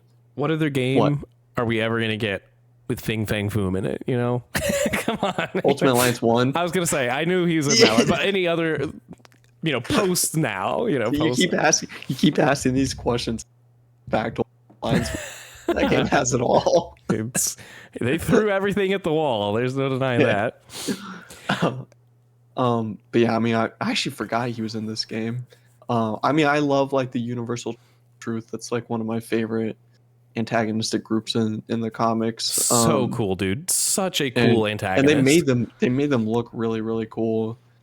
And it tied in with the future version of the Guardians of the Galaxy. Like the girl Nikki is from that. And then I mean, as much as I love Guardians 3, Adam Warlock was kind of a underutilized in that movie, I think. And I mean, he was like great in this game. He's so cool in this. Parallels between him and the Magus, and then like you're literally in the credits. You're playing the credits, and then you fight the Magus like mid credits. Like there's so many amazing sequences in this game. Like the one of Quill having to like face the truth basically is incredible. I mean. And then I need to replay this. The one at the end and the one kind of towards the middle. I mean, there are multiple sequences where I loved the combat in this game too. I know people were like, "Why didn't I get to play as all the Guardians?" I was like, I really liked that you got to kind of call them in individually, and it felt like you had more control that way. I referenced it earlier this episode, but Drax's sequence in here, so cool. They make Mantis a badass. Like, and yeah, probably some of the best antagonists in any of these games. Maybe the best antagonist of at least of the games we have listed so far. I mean, it's a super special game. There's so much about this that is one of a kind. I wish more people would play it, dude. I know. It's another one that it was like around the time of Midnight Suns where it's like Marvel Games is doing some really cool stuff and they're just not. Yeah. I don't know why it's not connecting with people. Yeah, I love this game. I put it top of S, below Spider-Man 2. I think, I'm good with that. Yeah, I would agree. Yeah, it's very special. Now, did you ever play the PS3 Deadpool game? I've not. It's a weird game, dude. I know it's a weird game. I've seen a lot of it. Very lewd. It's another one I haven't finished. It's one that I made. It was something's wrong with me. I played this when I was in the midst of my really, really bad PlayStation trophy hunt phase. So I was like, I'm going to play this on the hardest difficulty because that's how you get the platinum. And it just really kind of dampened the experience because there's some areas that were just really annoying and not well balanced on that difficulty. So I never finished it. It is cool that it's like unique and Nolan North is Deadpool and he fully commits to that role for better or for worse. I would, and I think the combat is okay. I think I would put it.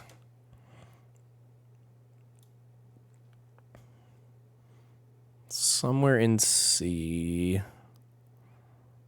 From what I've seen, that like in between UA3 and Edge of Time is probably right, because I mean, Edge of Time and Web of Shadows are like, they could be really cool, but they're not. But I mean, again, like you said, Deadpool is just weird.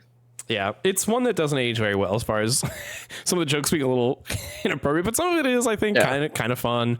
They do pull in a lot of, unique characters. And it is an original story, so yeah, maybe should we move Web of Shadows and Edge of Time to D tier?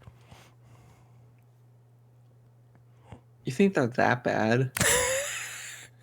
Spider-Man 3 would have to be like F then. Because Spider-Man 3 is definitely like... Edge of Time should be lower than Web of Shadows, actually. Now I'm thinking about it. Because Web of Shadows is still like... Web of Shadows has some cool ideas. I stand by that for sure. Ideas and some cool gameplay, but Edge of Time I just don't really remember much about. Or what I mean is that it's not a very memorable game. Like, just classic Spider-Man beat 'em up as you like move through buildings, or like one building. One very big building. One very big building. We'll just have to potentially readjust. We should keep going. We are on our last Marvel game, Marvel Snap. Oh, you have it as like DC after this? Yeah, I ordered them just as I was adding the extra ones in. This is a really tough one for me to rank, man. I've played this game every day since it came out almost.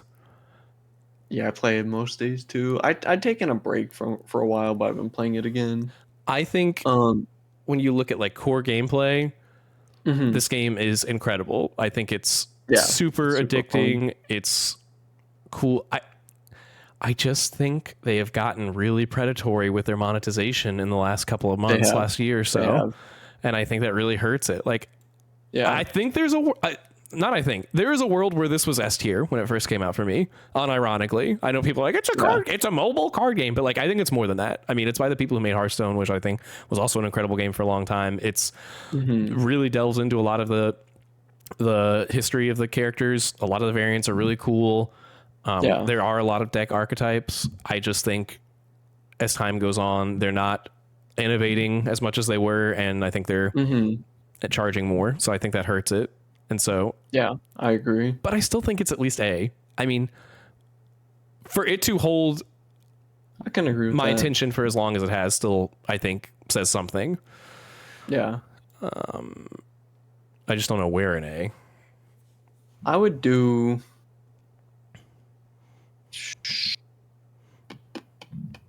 It feels like cheating to put it around Rivals because they're like the newest, both like live service games, but like maybe around I was gonna put. It's really tough to compare it to other games because it's a mobile card game. Yeah, that's fine. So I put it. That's fine. Towards the bottom of A, between Rivals and Ultimate Alliance. It's the Guardian of A tier, bro. Alliance for A tier. All right. Should we do a quick check-in really quick for where we are now?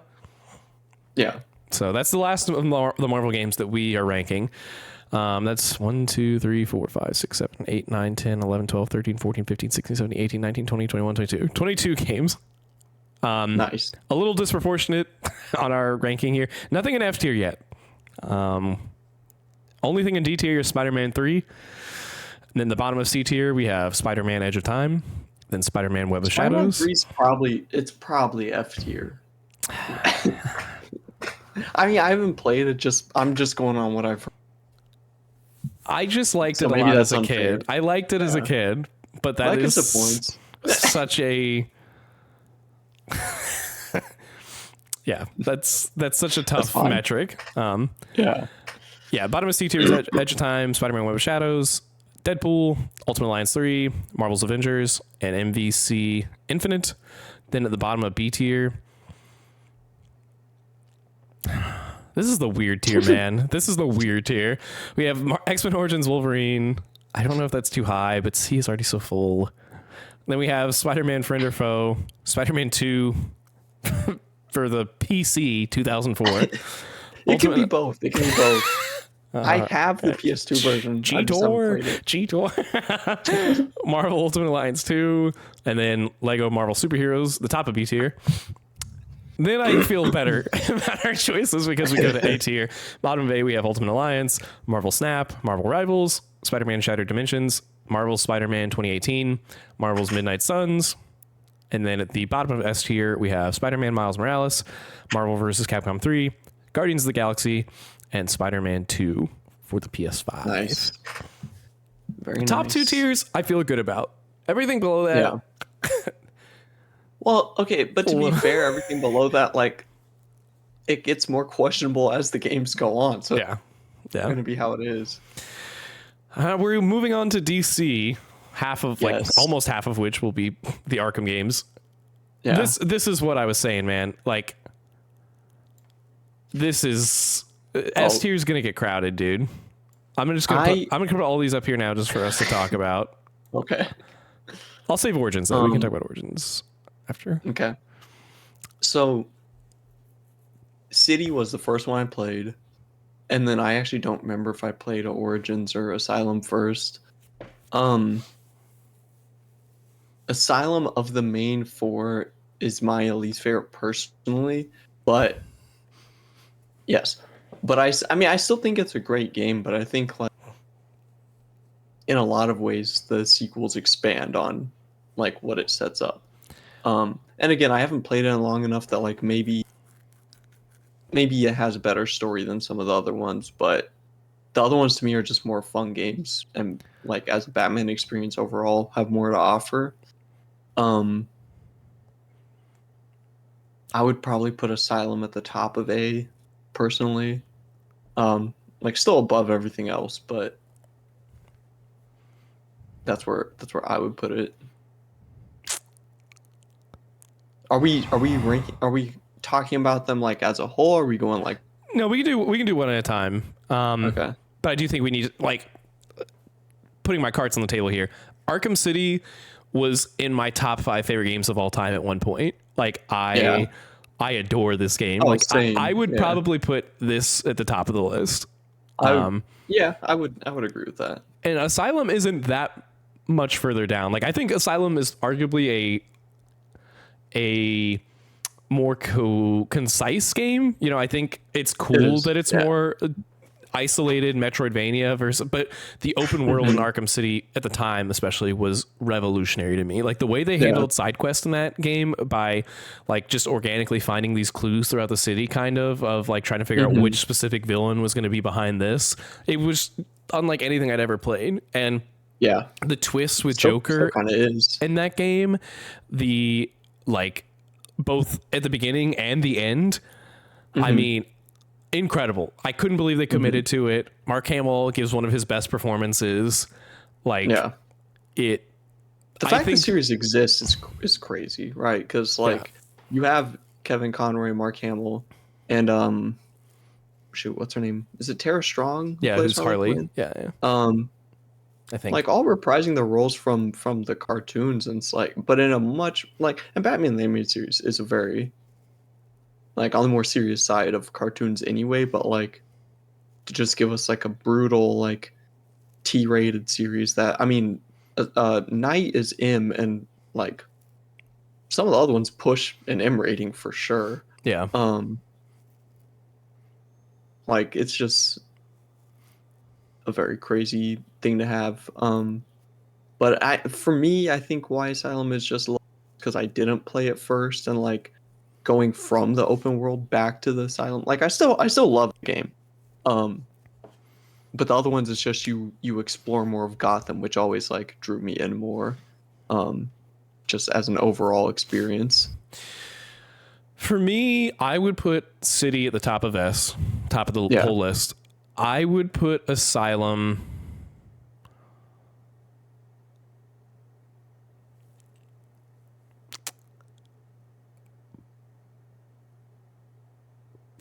it's either above Miles or above MVC3 for me.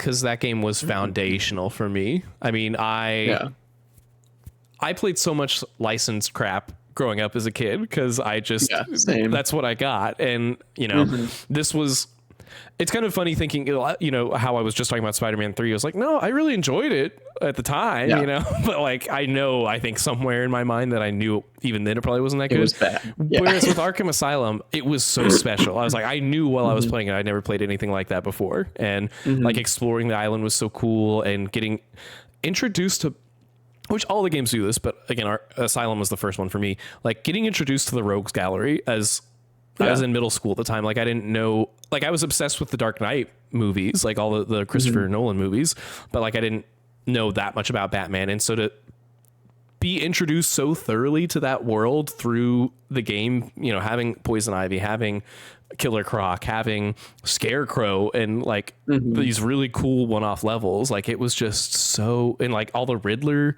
stuff throughout the island, which obviously, they all evolve upon, but for me, that one was special because it was the first one I played like that. Night, I do still like. I don't like the ending of it. I don't like the switcheroo they do. Switcheroo, like the twist. Yeah. The twist was terrible because they said it wasn't going to be him, and then it was. Exactly. Exactly.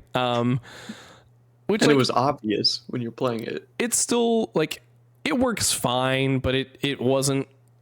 When I think of the twists in City, like it just kind of embarrasses Night. And I also like Scarecrow is so cool in the series, but I don't know, I feel like doesn't get as much time to shine as I would like in that game because they're splitting the time between him and the Arkham Knight and whatever Bruce is going through. So I agree. But the gameplay is fun. I like the Batmobile more than most people. I really like driving the Batmobile. The tank gameplay gets repetitive. The Deathstroke mission was terrible because he's literally only in a tank. And again, I mean the twist is bad, but in Night, that depiction of Gotham City is like so expansive and so perfect. That was my first PS4. I got the PS4 with Arkham Knight. And like visually, the game is stunning. So many Batman skins. There's it still looks good today. Yes, it does. And the DLC is crazy too. Like for the season pass, you get like it would have the Batmobile race courses from the different movies, which were fun, and you like the Batgirl episode was fun, and like the Nightwing and Robin and Harley and all that, like, and Red Hood. Those levels weren't like as compelling to me as like the Batgirl one personally, because that one I thought was more unique, but they were still really good. Night just has the most to do, and even though I think the story is kind of weaker, like, or is the weakest of the series, like, I still think it's a really great game. We can, because I would probably put Night in S or very top of A. Yeah, it has to be an S. It's but also if we have Spider-Man 2018 in A, maybe it goes in A. If we're sacrificing games. I think it's either top of A or bottom of S. I think Asylum should go higher personally. It's so hard to compare Arkham Asylum to Marvel vs. Capcom 2. They're so different. They're very different. I think I'd put it above MVC 3. That's fine. I haven't played UMVC 3 enough. Yeah, I can. I mean, I think this is good. I don't think I would drop Night. Night is a very special game to me as well because it is the last of the main franchise. Stop dropping it. I just don't like the ending, man. I really don't like the ending. With like, especially the secret that you get, like the tease for like 100%ing it. It just feels. Yeah. I didn't play all the DLC though. I actually bought it when it was like $5 like a year ago with the intent to re-download it and play it again, and I haven't got to. I think because So I wanted to do a Robert Pattinson playthrough. Didn't they add his costume as DLC? They had added him. He was like exclusive to the Switch version or something. They added to the Switch and then removed it. I think they added it to everything. So weird. But they never like really announced it, so I had to Google. I was like, "Is this skin in the game?" And then it was. So I'll re-download it. Chat, is this real? I like played it a little bit, but yeah, I think they're all S tier. What about Arkham Origins?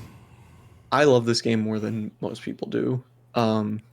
It's still a good game. It's definitely overhated. I think it's honestly, it's not even that it's worse than the others by any like significant margin. It's more just that Rocksteady themselves refuse to acknowledge it so much that it feels so detached that like it's just less memorable for me. It's so good though. It's like the Christmas setting is so perfect for Gotham, and then like he's fighting. Sorry, bro. We already got a Christmas game in S tier. Miles Morales takes that slot. We can only have one. I think Miles has a more impactful story. I think Batman, like Arkham Origins, is a more fun comic game and Christmas story. Because you have all those assassins, and he's what, like year 1 or year 2 or something like that. Did you ever play the PvP? I didn't. I can't believe I didn't, because I talked about it. It was weird. Yeah, it was I was terrible at it. Batman wannabes and Joker wannabes that like you could call in. It was Bane and Joker henchmen, and they were like at war with each other, and then you would play as Batman and Robin. Right. But then you get at that point in time, as a kid on my PS3, I hadn't really played shooters online. So I just, anytime I got to be Batman or Robin, shot down instantly. I just remember that. I mean, I remember the Deathstroke and it being cool. I remember Bane being cool in it, and I remember really liking Troy Baker's really cool. Joker. But I also remember not really loving that they didn't just commit to the Black Mask stuff. Or Black Mask, yeah. Which is like, at its core, the Arkham games are about Batman and Joker. So like, it does make sense. It was just like, okay, well. No, I agree with you. I still think I would put it in S though. I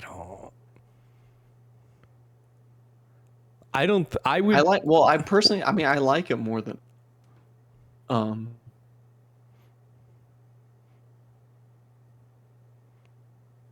I don't think it's better than Spider-Man 2018. Yeah, that's probably true. It's really good though. It's the first one where you have the Batcave. Like, yeah, I don't know. It is a really good game. I haven't played it in a very long time. I really don't like this, but what if we do this? What it then bumps it up a little bit?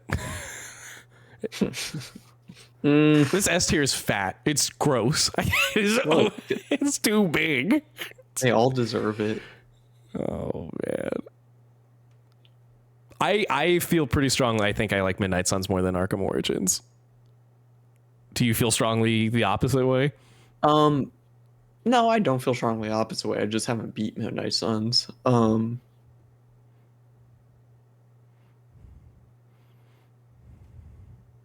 Yeah, this is fine. You sure about that? Yes. Yeah. It's 1, 2, 3, 4, 5, 6, 7. That's the biggest S tier I've ever seen. 8 games in S tier. Okay. Put Night at the top of A. There, that's fine. Wow, this is all your elaborate ploy just to get Spider-Man into S tier. I mean, look, if they're on my list, all the Arkham games and all the Spider-Mans would probably be S. But I think Spider-Man 1. Oh, is it better than Arkham Knight? It's probably better than Arkham Knight. As far as like main story, it definitely is. I think Batman probably has some better gameplay though. They're actually pretty close. They are, but then I know a lot of people did not like the Mary Jane sections in Spider-Man 1. I didn't hate them, but like I don't know, Batman doesn't really have any like slower or not slower, but like worse gameplay segments, I don't think. Well, You could that's argue not the true. They have the Batmobile stuff. Batmobile. Yeah, Yeah. never mind. I forgot about that. All right. Yeah, I think that's good. Let's keep it pushing. All right. Next up, the last game in the Arkham series that we're talking about here, Batman Arkham VR. I'm gonna guess you have not played this. I've not played this. Is this the rat catcher one or whatever? No, that's Batman Arkham Shadow, which But that's also VR, right? It is. That one is for the meta, which I have. I just haven't played yet. I have literally not taken my meta out of the box since I got it. That's wild. Something that that was my prize for winning my fantasy league last year, and that is wild. Just realized I hadn't told the group that I haven't actually used it there. Some of them listen to this podcast. Be cool, guys. I'll open it today. Not for long. I'll open it after this. But no, this was that's a full game. This is a like smaller experience for PlayStation VR that takes place between city and night. It's really more of a glorified tech demo, honestly. It's got like one cool story moment, but he's falling down the ladder. It's D tier. There's not much to it. Below Spider-Man 3. Yeah, I mean, I haven't played either of them. It's just kind of nothing, and maybe it's not even fair to put it on this list, but it is a game. I mean, it's a Batman Arkham game. They put Arkham on it. It's only like 2 hours. It's just not. It's more of a tech demo than anything, but it does have a story element to it, so I feel like it's fair game. Yeah. So, bottom of D tier. We got to fill that out anyway. Next up, Lego Batman 1. Excuse me. Lego Batman 1 is maybe the perfect Lego game, besides Complete Saga, like Star Wars: The Complete Saga. Have you ever played this one? Not this one, no. The only one of these I've played is a little bit of 2.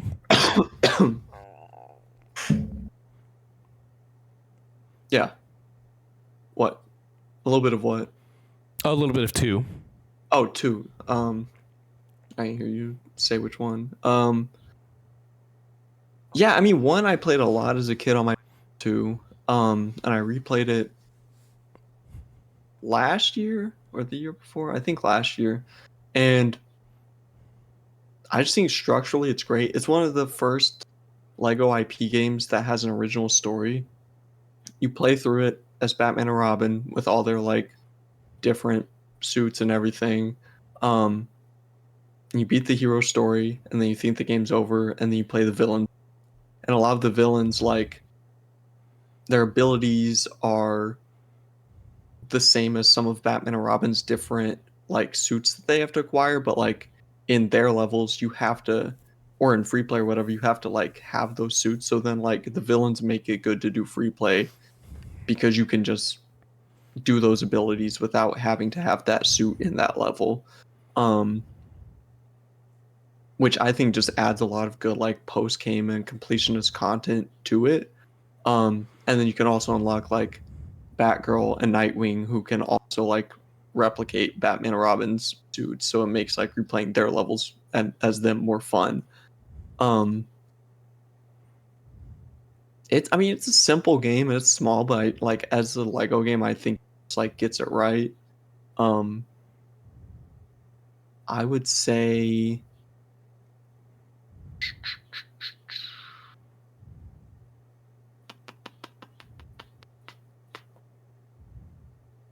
I would honestly put it maybe right below Midnight Suns.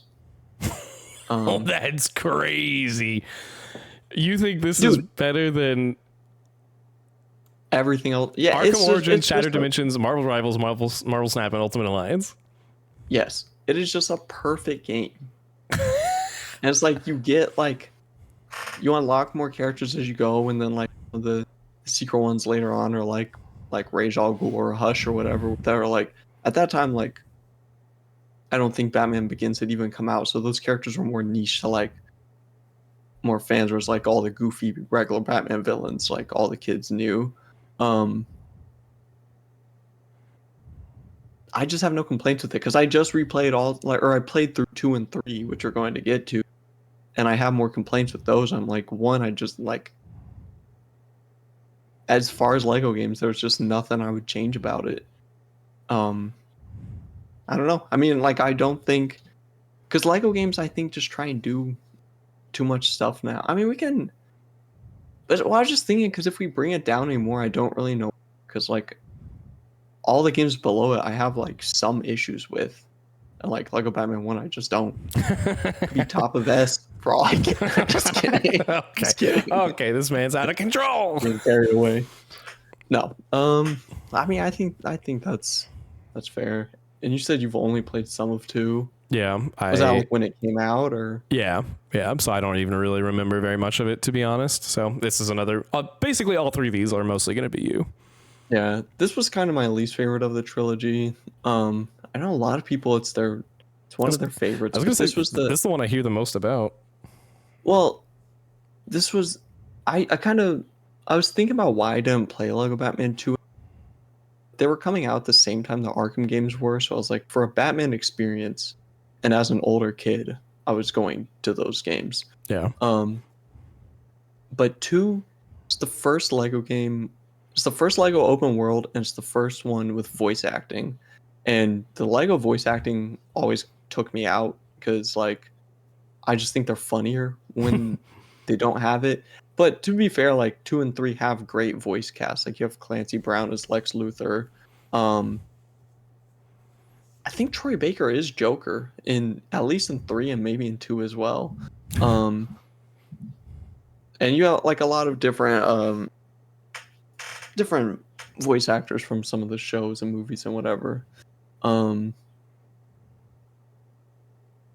I just felt like the controls in the open world were clunky. The exploration wasn't as fun because, as I said, like you unlock the villains through the villain story, and then everyone else you just unlock through the character unlocker. But this one's like every villain you unlock, you only play hero stories.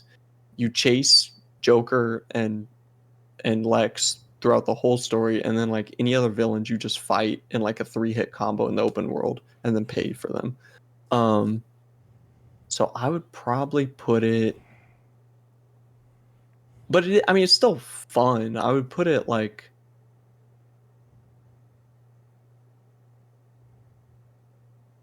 below Spider-Man 2, maybe. Because that's core, like it's still got the Lego gameplay and still fun. Well, it's also kind of tough because like,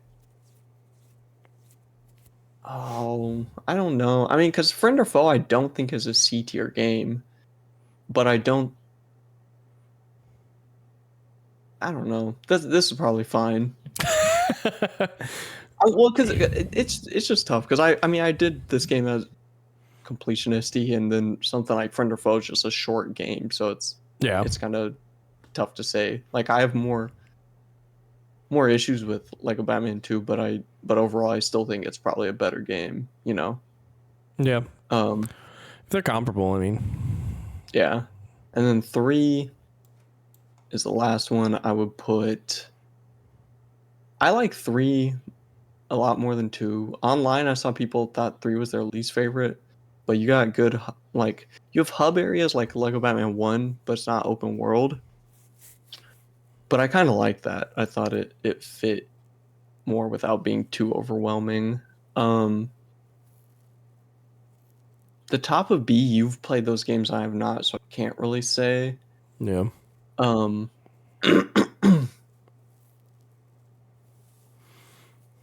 but it had a lot of fun stuff that I liked. Like, it had a lot of good references, had a lot of love for some of the movies and Adam West Batman. I would put in the top of B. Do you think it's fair to put it next to another Lego game? because like one of us has played Probably. each of them. Yeah. I don't know. I mean, I like Lego Marvel, but I don't. It's been long enough. I remember really liking it at the time, but I don't feel that strongly about it now. So, I mean, you can have Batman above it because I think you played that more recently, haven't you? Yeah, I played that like a few weeks ago. So, yeah, I'll let you have that. Okay. Next up is an interesting one, Injustice. I played this one so much. I didn't play much of the second. I never had like the later characters like Martian Manhunter or Batgirl, whoever was in like the Ultimate Edition. Yeah.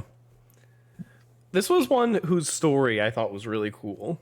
I really enjoyed playing through the story mode for this.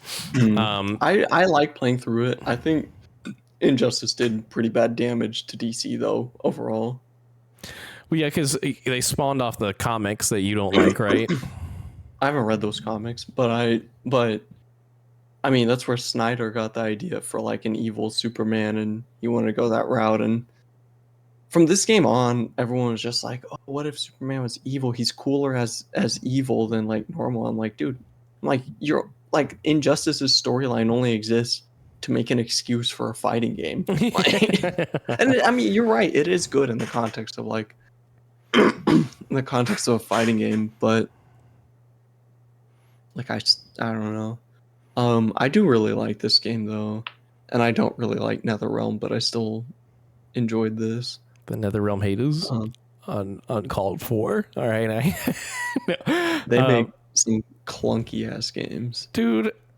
Are you looking at C tier for this? MK, I love MK1, but yeah, I think the problem with this game is that the story mode is good, but that's basically all that is good about it. The actual gameplay, you know, this was at the height of my Mortal Kombat love, and it was a NetherRealm game, and it was also around the time of the Arkham game, so I was super into Batman. I was really excited for it, and I just did not find any characters that I really enjoyed playing in this game, is really what it comes down to. As a fighting game, Flash. I don't like. I think MVC Infinite is way more fun to play. Obviously, the story is better in Injustice. That's wild. I mean, I don't think that's, but like looking at Infinite that much higher than Injustice, I think it's the whole. Because I just think Injustice is like a better representation. Well, I mean, even that's maybe not true, but it has more characters, I guess. All right, this man's grasping at straws. No, that's fine. That's fine. I don't know. Well, because I haven't we figure that out. Much of 2. 2 is like, I don't know. Just like it's a little worse. It's a little bit better gameplay wise, I think, but it doesn't have the novelty of like the story being a relatively new concept at the time, at least. Yeah. It's kind of just like, okay, more of that. Yeah, I mean, I'm fine with that. I'm not like the biggest Injustice fan. I was just surprised you put them that. Thought you would have liked them a little more. I've gone back to the old Mortal Kombats. I have no real desire to go back to these. Like after having, like it would purely be for the story content. I just don't think from a gameplay standpoint they are. I will say some of the supers and stuff in Injustice 2 are really cool. But I don't know. Yeah, I don't think I can put it above Avengers. That's fine. I'm not. I mean, well, it's better than Avengers. Avengers does have better gameplay, obviously.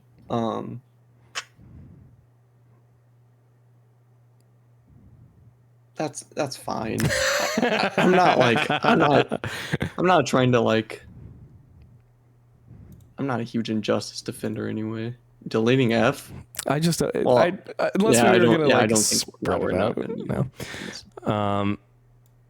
but I do know our next D tier game. I have not played this.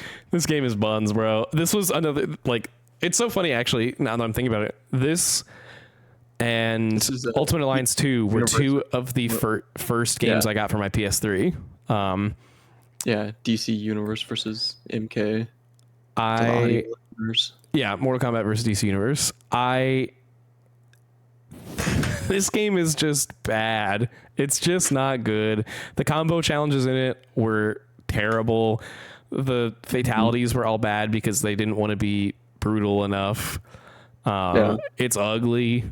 This game looks ugly now. It's just not very good. I have nostalgia for it, but it's a Spider-Man 3 nostalgia where I at least remember this one well enough to know that, like, no, this one is definitely bad. Spider-Man 3, there is some,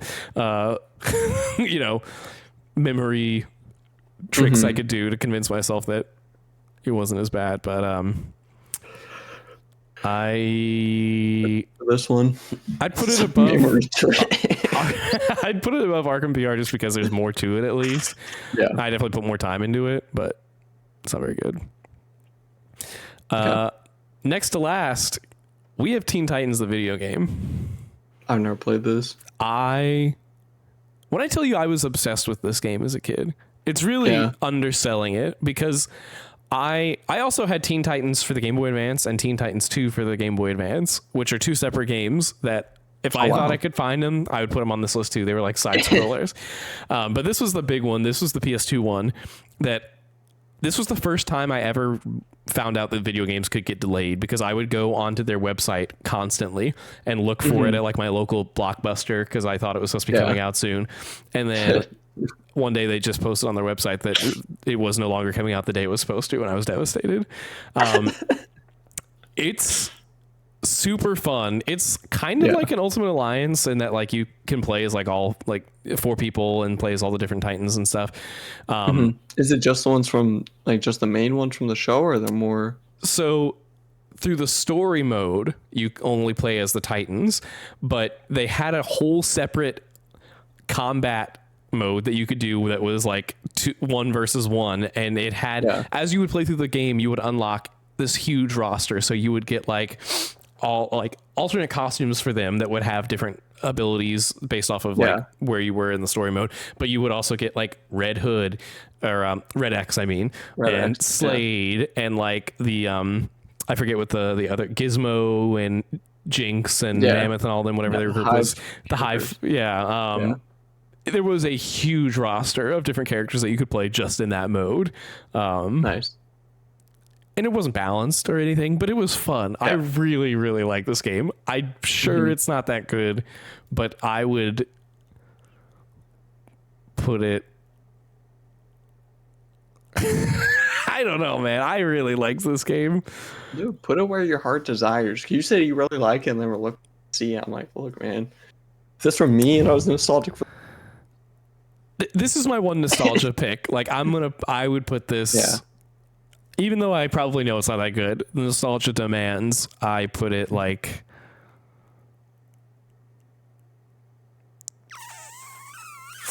Can't go up. You can't go up more than that. I don't think you're pushing it. I'll put it middle of B, right in the middle of B. And now we get to finish off with a game you and I played together. That's true. You might have to bring back that F tier. Gotham Knights, baby. We played for a whole 1 to 2 hours. It was, I mean, okay, honestly, this game's not that bad. It's just boring, and it doesn't have any of the substance of the Arkham games. And it really could have been like the coolest game, because playing as all of the Bat family. Yeah, very cool concept and very... Yeah, cool roster. It just feels bad to play, and it's not fun to explore. And by nature of it being a multiplayer game, even if the story is interesting, you're not taking it in as much because you're talking to people and trying to coordinate what you're going to do and all this stuff anyway. So, I think it's D tier, but full transparency, we only played like 2 hours of it. I just thought it would be funny to put it on here because it was a game that you and I played together. So. It's okay. Even though we didn't play much, I feel like it's still got to be like top of D at least if it's not C tier. Because I know we didn't play much, but I mean, I've heard plenty of people like found enjoyment in it. Because you wouldn't even play this with me a second time. How are you going to try and put it up on the CT? That's true. If you really felt that way, we could have played it more. I would have kept going. Maybe we should play it again. Maybe we should bring it back. I'll do it, dude. I'll download it right now. Say I won't. But then we'll do the same thing. We'll just play for Hey, we got that really funny picture of us hanging from the roof. Oh yeah, I forgot that. So it's got memories. Yep. I think top of D is fine for it. Yeah, that's fine. What do you think? There's a lot of purple on here. Yeah, it was a very purple list. Red Spider-Man. Yeah, more red, if we're being completely honest here. But what do you think of this tier list? I mean, I think we did good for what we had, but the thing is, like, a lot of these games, one of us has played, or it's like one that we haven't played in a really long time, and it can be hard sometimes to compare them, but I think overall pretty good. Batman's looking pretty high up. Spider-Man's mostly high up there. Should I put Deadpool over Injustice? Well, I mean, I don't know why I haven't. I mean, I just think I'm putting myself in a scenario where it's like, would I ever want to play Injustice again? And I'm like, no. Probably not. But I'm like, would I go back and play Deadpool again to like try and finish it? Like maybe. I don't know if that. I don't know. It's probably you played Deadpool. I haven't played Deadpool. So. Yeah, I don't know. It's fine. Well, we can leave that as it is. I don't know how many people are gonna be like, you have Injustice or you have Deadpool under Injustice. You know, Deadpool just seems a little. It's not that bad, but yeah. Well, that's why we don't have an F tier because none of the. Well, I mean, besides the D. Like, even the C tier ones, I'm like, even the bottom of that, I'm like, they're not terrible games. They just are lacking in like a lot of ways. Yeah. Do you think there's going to be any big changes, or should I read through? I mean, you can read through them. I think I'm okay with it. Alrighty, tentative final tally here for audio listeners. At the very bottom, we have Batman Arkham VR. Then we have Mortal Kombat versus DC Universe. Then we have Spider-Man 3. Then we have Gotham Knights. Then at the bottom of C tier, we have Spider-Man Edge of Time, Spider-Man Web of Shadows, Deadpool, Injustice, Injustice 2, Ultimate Alliance 3, Avengers, and Marvel vs. Capcom Infinite. Then at the bottom of B tier, we have X-Men Origins Wolverine, Spider-Man Friend or Foe, Lego Batman 2, DC Superheroes, Teen Titans, Spider-Man 2 for the PS2/PC, Ultimate Alliance 2, Lego Marvel Superheroes, and Lego Batman 3 Beyond Gotham. Then at the bottom of A tier, we have Marvel Ultimate Alliance, Marvel Snap, Marvel Rivals, Spider-Man Shattered Dimensions, Batman Arkham Origins, Lego Batman 1, Marvel's Midnight Suns, and Batman Arkham Knight. Then at the bottom of S tier, we have Marvel Spider-Man, Marvel Spider-Man Miles Morales, Marvel vs. Capcom 3, Batman Arkham Asylum, Guardians of the Galaxy, Marvel Spider-Man 2, 2023, and the crown jewel Batman Arkham City. Yep. I feel pretty good about this. Pretty good. Yeah. I think that's a pretty good list. Yeah, I mean, those have to be like the top 3 comic book games. Yeah. Ever. I'm glad that you have played and appreciate Guardians because not enough people have. Like, everyone obviously loves the Arkham games and the Spider-Man games, but Guardians just flew under the radar. I think it's because it was what was that part of Square that made it? It was Eidos Montreal, which wasn't Crystal Dynamics that was making Marvel's Avengers, but it was the year after. So I think people in general were still kind of hesitant to go all in on a new Marvel game that was like Montreal helped with Avengers. So like visually there were some similarities, at least with the style, I guess. I really, maybe it's just because it was another Team Marvel game. I really don't know. I mean, it didn't review as well as I think it should have, so that probably didn't help it either. It's also just, obviously not as big of an IP as some of the Marvel's other stuff. Like obviously it was huge. It became huge in the MCU in the movies, but like it's not a guaranteed automatic sell like a Spider-Man, I think, for a lot of people. Right. It sucks because I'm glad you like it too. I really tried to bang the drum for it. I think it is a very special game. I think story wise, I mean, it just does such cool stuff. It does.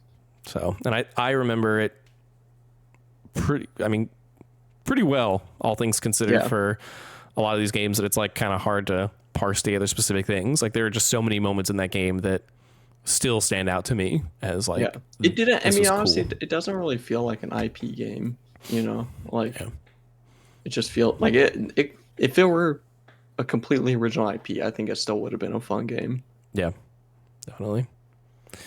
Yeah, I feel good about this list. Any teardrops that you're thinking you're gonna whip out of the last second? Lego Batman 1's looking a little low. No, I'm just kidding.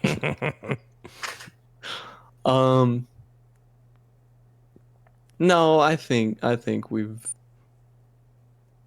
come to a pretty good agreement here. Yeah, it's funny we have the Arkham games are kind of in a rectangle shape. I didn't even notice that. That's funny. Yeah, no, I feel good about this. Yeah, I think this is good. Awesome. Sweet. Well, that wraps up a little bit of a lengthy but a very fun episode of the Teardrop Pod. We knew this one was going to be long. I kept you guys waiting for a while, so this was a tier list that Kush wanted to do, and I was thinking that it would be really fun, and it was. The oversized episode. Yeah, y'all earned a little extra time since I kept you waiting, but hopefully we will not have such a long gap between episodes going forward. I'm hoping to get back on a bi-weekly schedule if possible. We will see, but thank you for joining me, Kush. Anything you want to say before we head out? Not really. Thank you for having me. It was great. Glad I could give the fans what they've been so desperately needing, which is more Teardrop podcast content. It was a great time to do it after like these two pretty phenomenal superhero movies came out. Yeah, I mean, good time for superhero movies. I think they're probably a bit of a dry spell for a while after this. So yeah, no, it's a good time to talk about it. I think we are lucky to be where we're at right now, and I appreciate you coming on and helping me dissect the stuff. I was a whole behind the scenes curtain here. We took a little break. I'm sure you couldn't tell because my editing was probably so good. But I ran upstairs and told Mary, I was like, we're running a little long, but it's like because Kush and I are able to like actually talk about the comic side of things and dive into theories and origins and stuff like that, which is cool. Like I said at the beginning, I appreciate that I can do that with you. So I definitely, I'm always a little nervous to get too deep in the weeds on the comic stuff because don't have as much of a long-term, I guess, basis for some of it, but also just not knowing how much people are interested in hearing that kind of stuff. But I'm sure if they're here for nerdy content that we're putting out, I'm sure they're good with comics. So I need to bring you back at some point to talk about some of the stuff we've been reading too. I think that would be fun. If nothing else, really dive into the Ultimate universe. I think we could just do an episode just off of those. Because did you see they're building up on? I guess they are going to wrap it up with the kind of finale. It seems like I hope that's not like the actual like they're just done with it because that would suck. Well, it's like they've built up. I mean, especially the Spider-Man one. It's like that's the longest running one, so they've obviously had the most time. But there's just so much to that. It would be weird to just drop it, but who knows? But that's for another time. Speaking of drops, we're going to teardrop on out of here. But thank you all, everybody. Please make sure you follow us on Spotify, Apple Podcast, and YouTube. Like, comment, subscribe, all that fun stuff so you don't miss any of our future episodes. Let us know what you agreed with, what you didn't agree with, what you think of Superman and Fantastic Four. And until next time, keep on dropping those pods.